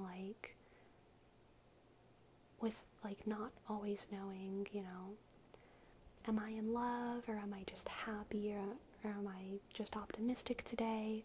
I invalidate all of my feelings constantly, whether they're positive or negative. And so anytime that I'm in a relationship with someone, God, I desperately need to have very, very clear communication about what we're hoping for, what we're aiming for, in a very starkly realistic way, am I aiming for are you okay with me like crying 3 times a week for the rest of our lives? You know what I mean? Like, I gotta have those conversations with someone. Because that's how it is.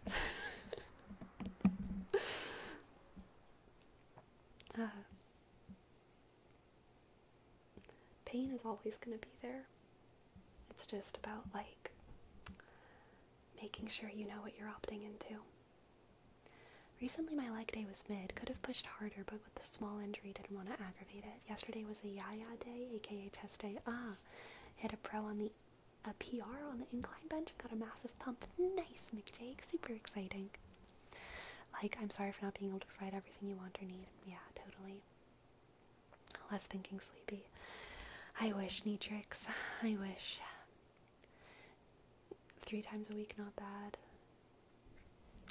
We try. Clear communication is the best, but somehow it's always difficult. Do you have any idea why?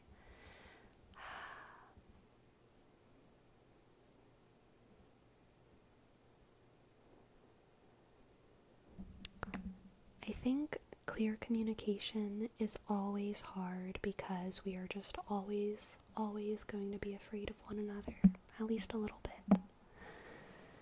Even if we trust one another, sometimes trusting someone to be truthful makes conversations even more scary because you know that they could say at any time, "Oh, really? I guess we should break up then." Terrifying. But we gotta do what we gotta do. We gotta have conversations. I'm a crier too. Gotta get all the feels out. I know, pumpkin spice. For sure. For sure.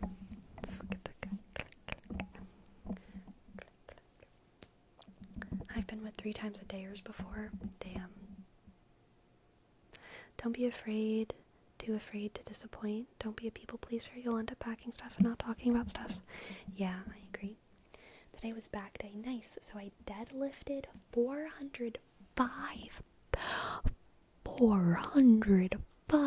pounds.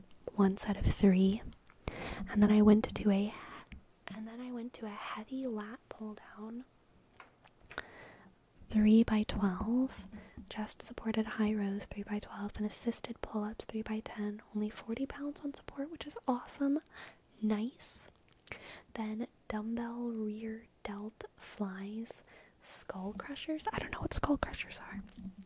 70 pounds. Saw some arm veins, feeling pumped. Hell yeah, McJake. Hell yeah. I'm so excited for you and all those PRs. Hello, Saki sirs. I totally get it underwhelmed. I think it's fun talking about relationship-y stuff, so no problemo. I don't always do it because sometimes it just feels like people are feeling a little bit too raw and I get afraid of, like, you know, feeding into whatever moment they're having. But I felt like you were relatively regulated. So no problem at all.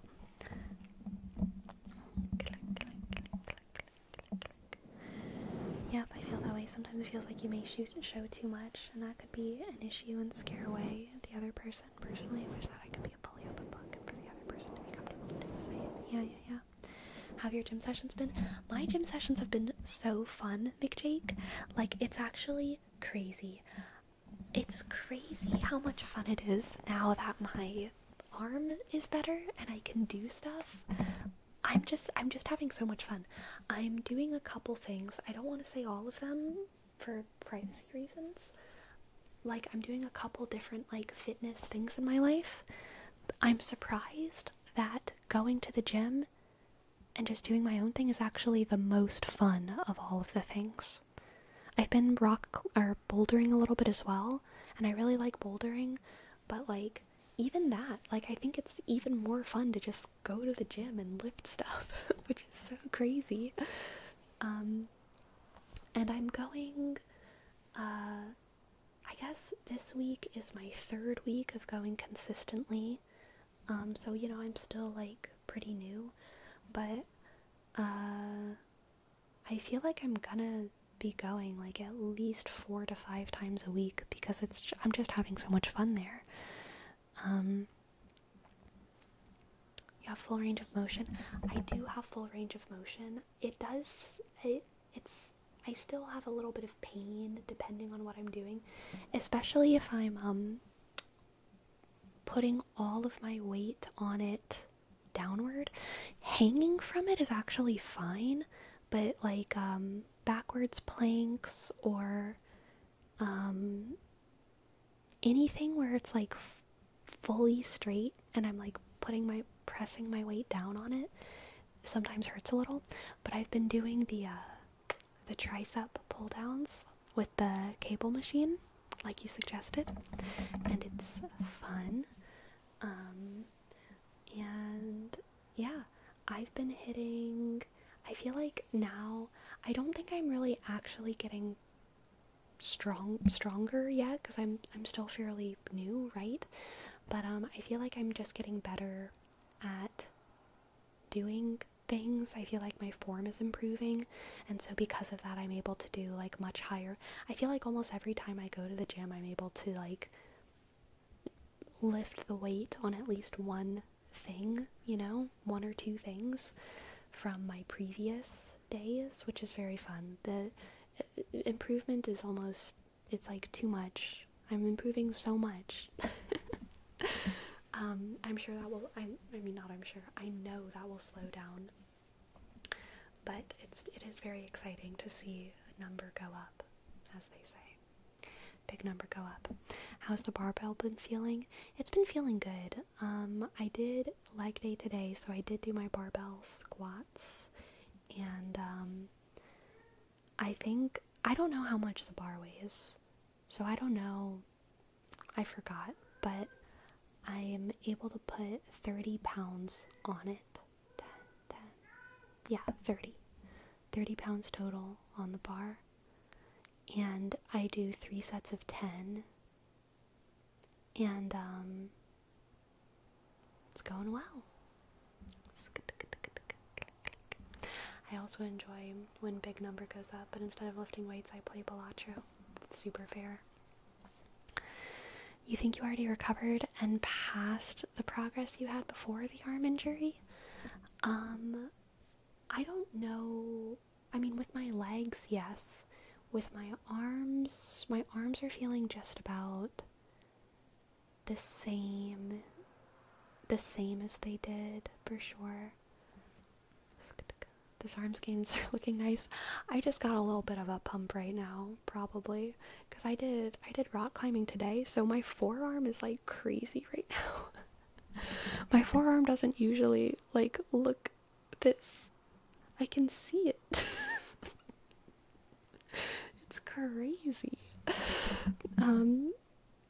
Yeah, my forearm does not usually look quite that crazy, but tomorrow will be arm day at the gym, so I'm excited for that. I can see the muscle. It's true. I usually can't see anything at all there. It's wild. The side of the shoulder. Ah, thank you. Thank you. Ooh. You should take a pill before it starts hurting, because the extra effort. I don't know what you're talking about. A pill? Before? What? No.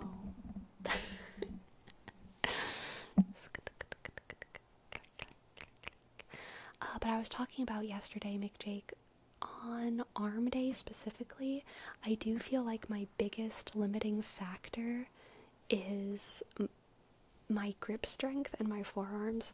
A lot of times that gives out before whatever it is that I'm doing, whether I'm doing like rows or an assisted chin up or whatever. My grip and my arm just starts going out, and it could also be because I am working on bouldering at the same time, so you know, I guess the forearm muscles are kind of under a lot of stress right now. Tuck your thumb over instead of under. Interesting. Okay. I will try that. I will try that.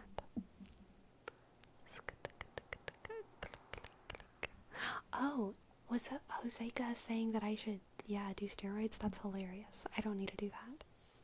Cup the bar. Meow. Cup the bar like a cat girl? It's like, okay, at the gym.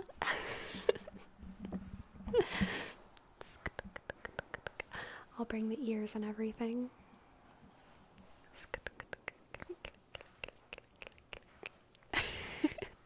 Welcome back, Natrix. Do the uwu thing. Uwu. Yeah.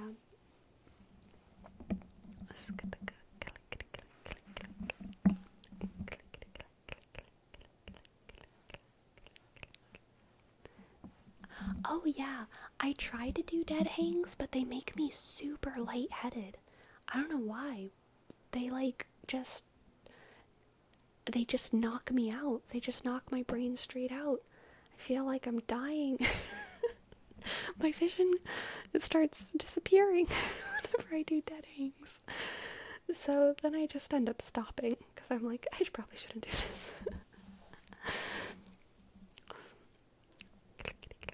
Sounds like a circulation issue? Yeah, probably. Wouldn't be the first time. Would not be the first time.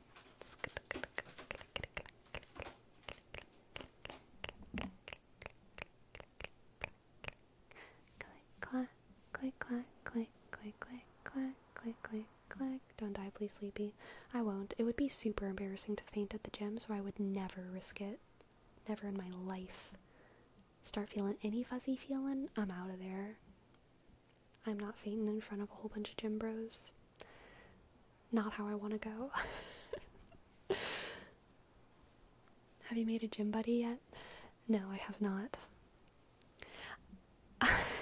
I will say, there's some people who I've thought about approaching, but I'm too nervous. I'm gonna sleep because I have work tomorrow. Thank you all for being nice. Farewell, underwhelmed. Thank you.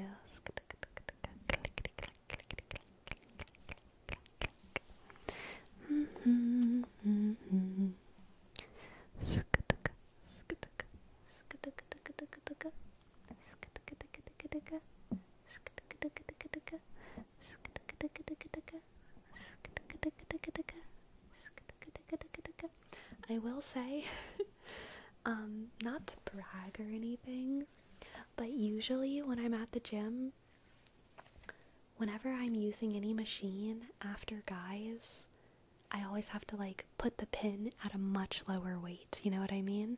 It's always at like some kind of crazy like 305 and I'm like putting it at like 115, you know, like there's a massive difference.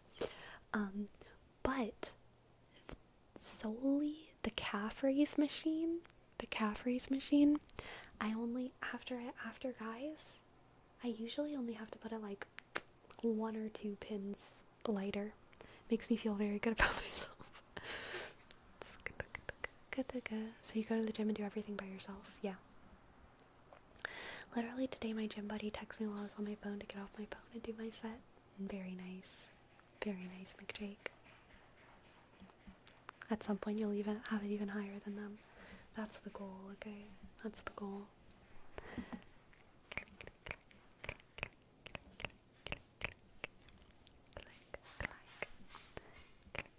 Your calves will soon become cows. Yes, full cows. I feel like women don't ego lift. What is ego lifting? I don't know what that term means. I'm gonna need some help. Yeah, that's what I'm thinking, Magic Bug. Like, if ego lifting means lifting for your ego, then I feel like I will and I do, you know? But, like, maybe I don't understand. Maybe I just don't understand. How'd you learn what to do and how to do it? YouTube? YouTube. YouTube.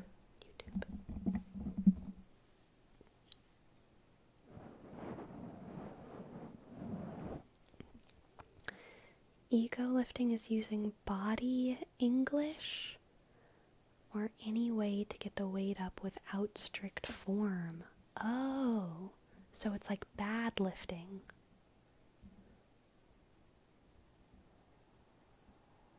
Interesting.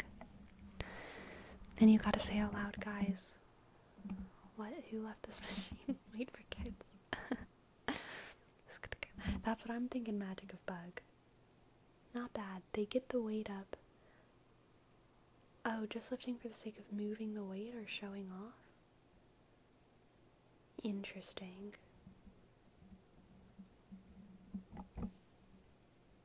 So like just lifting it once or something and then putting it down? Is that right? Like you're not really working out, you're just like going to pick up the big weight and then like juggling with it and putting it back. Gotcha. Juggling dumbbells. Juggling dumbbells sounds like a dummy, dumb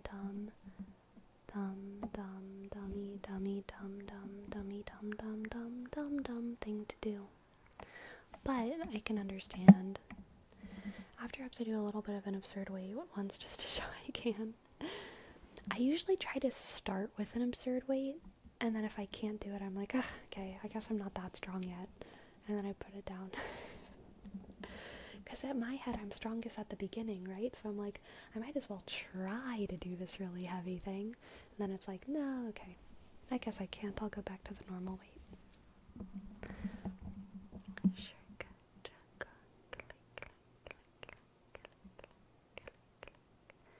Dumb ways to die.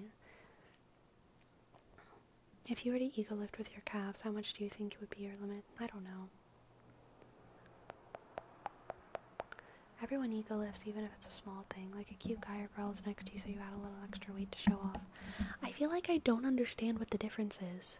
If you add a little extra weight, then that means that that should be what it always is, right?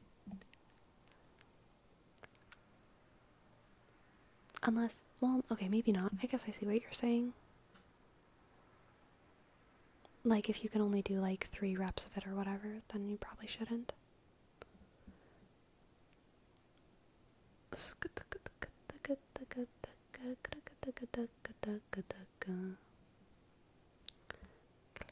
You lift at, like, 80% max? Yeah, gotcha. Okay, that's fair. That's fair. Where do you get such peace and understanding of others?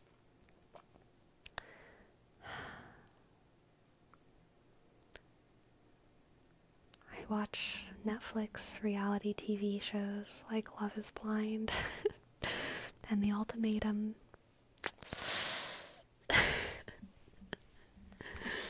That's really it. Nick and Vanessa Lachey have given me all of my wisdom. God bless them. All that YouTube drama is so true. So true. Alright, my friends, what should we name the stream? I need to see Sleepy Squat Farm. I hope she'll get over her fear of filming at the gym. Probably will not. Are you really citing Love is Blind as your source of peace and understanding? I just don't know what else to cite without it being, like, bad. So I'm just, like, citing something bad as a way to, like, dismiss. You know? I don't know.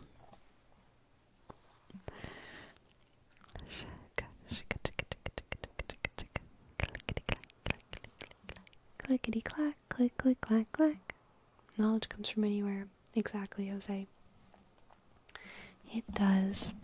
What have we talked about tonight? I feel like the first half of the stream was pretty chill.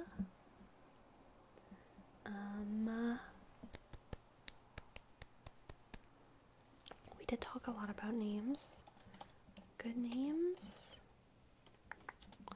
Good names.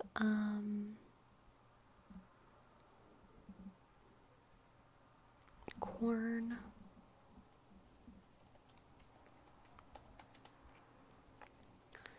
And,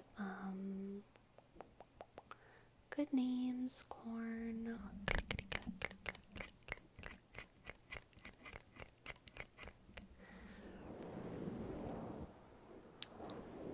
Corny talk. Honestly, let's just call it good names and corn. I'm okay with that. Good names and corn.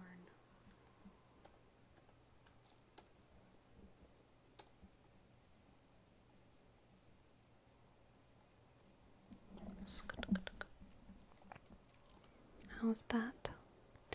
Sleepy, will you do a late night stream anytime soon? Probably not. And you know why, McJake? It's because I gotta hit the gym early in the morning. I'm too much of an early bird now to do late night streams. I appreciate your conversations on emotional intelligence, also regular intelligence. Aw, thank you. Thank you. Here's a real question now. Is Corn a good name? Corn is probably the best name. If I had kids, I would name all of them Corn. 18 kids and counting, all of them named Corn. Corn, corn, corn, corn, corn, corn, corn, corn, corn, corn, corn, corn, corn, corn, corn, corn. Corn, corn, corn, corn, corn, corn, corn, corn, corn, corn, corn.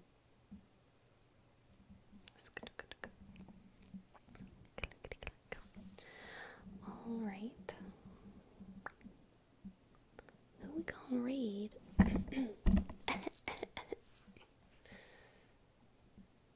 Let's see.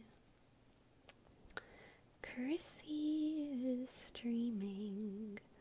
Let's read the classic, the beautiful, the intelligent, the voice of an angel, Chrissy. Alright. Sleepy before we go. Quick clue about tomorrow's video.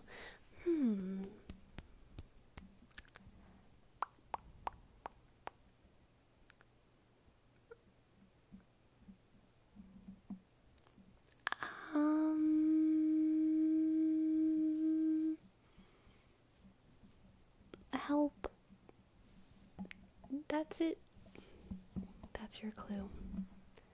Help. Help. Help. Help.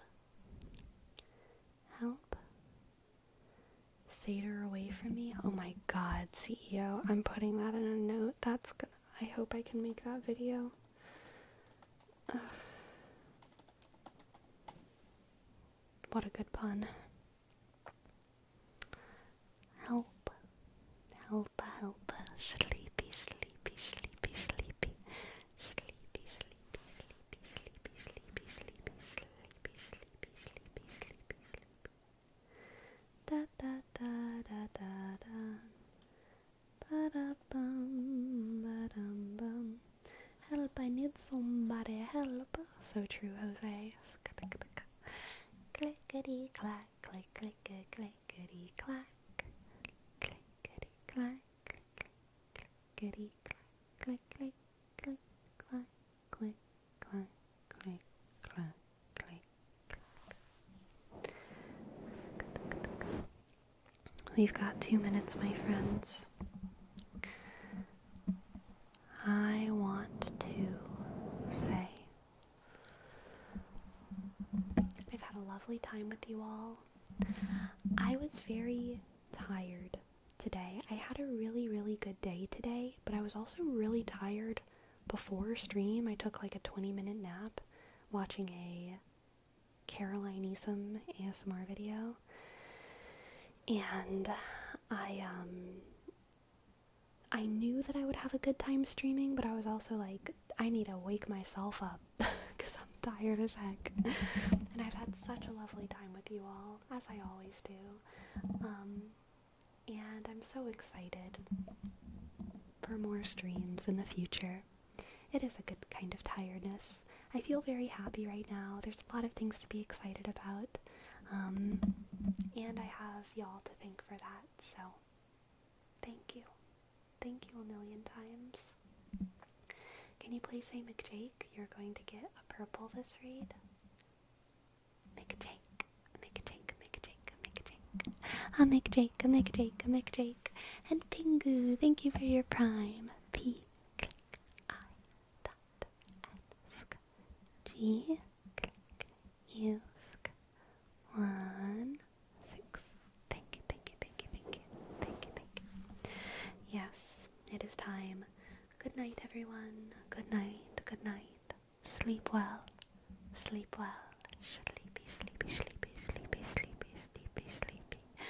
Good night, good night, good night, good night. Sweet dreams, OJ Toothpaste.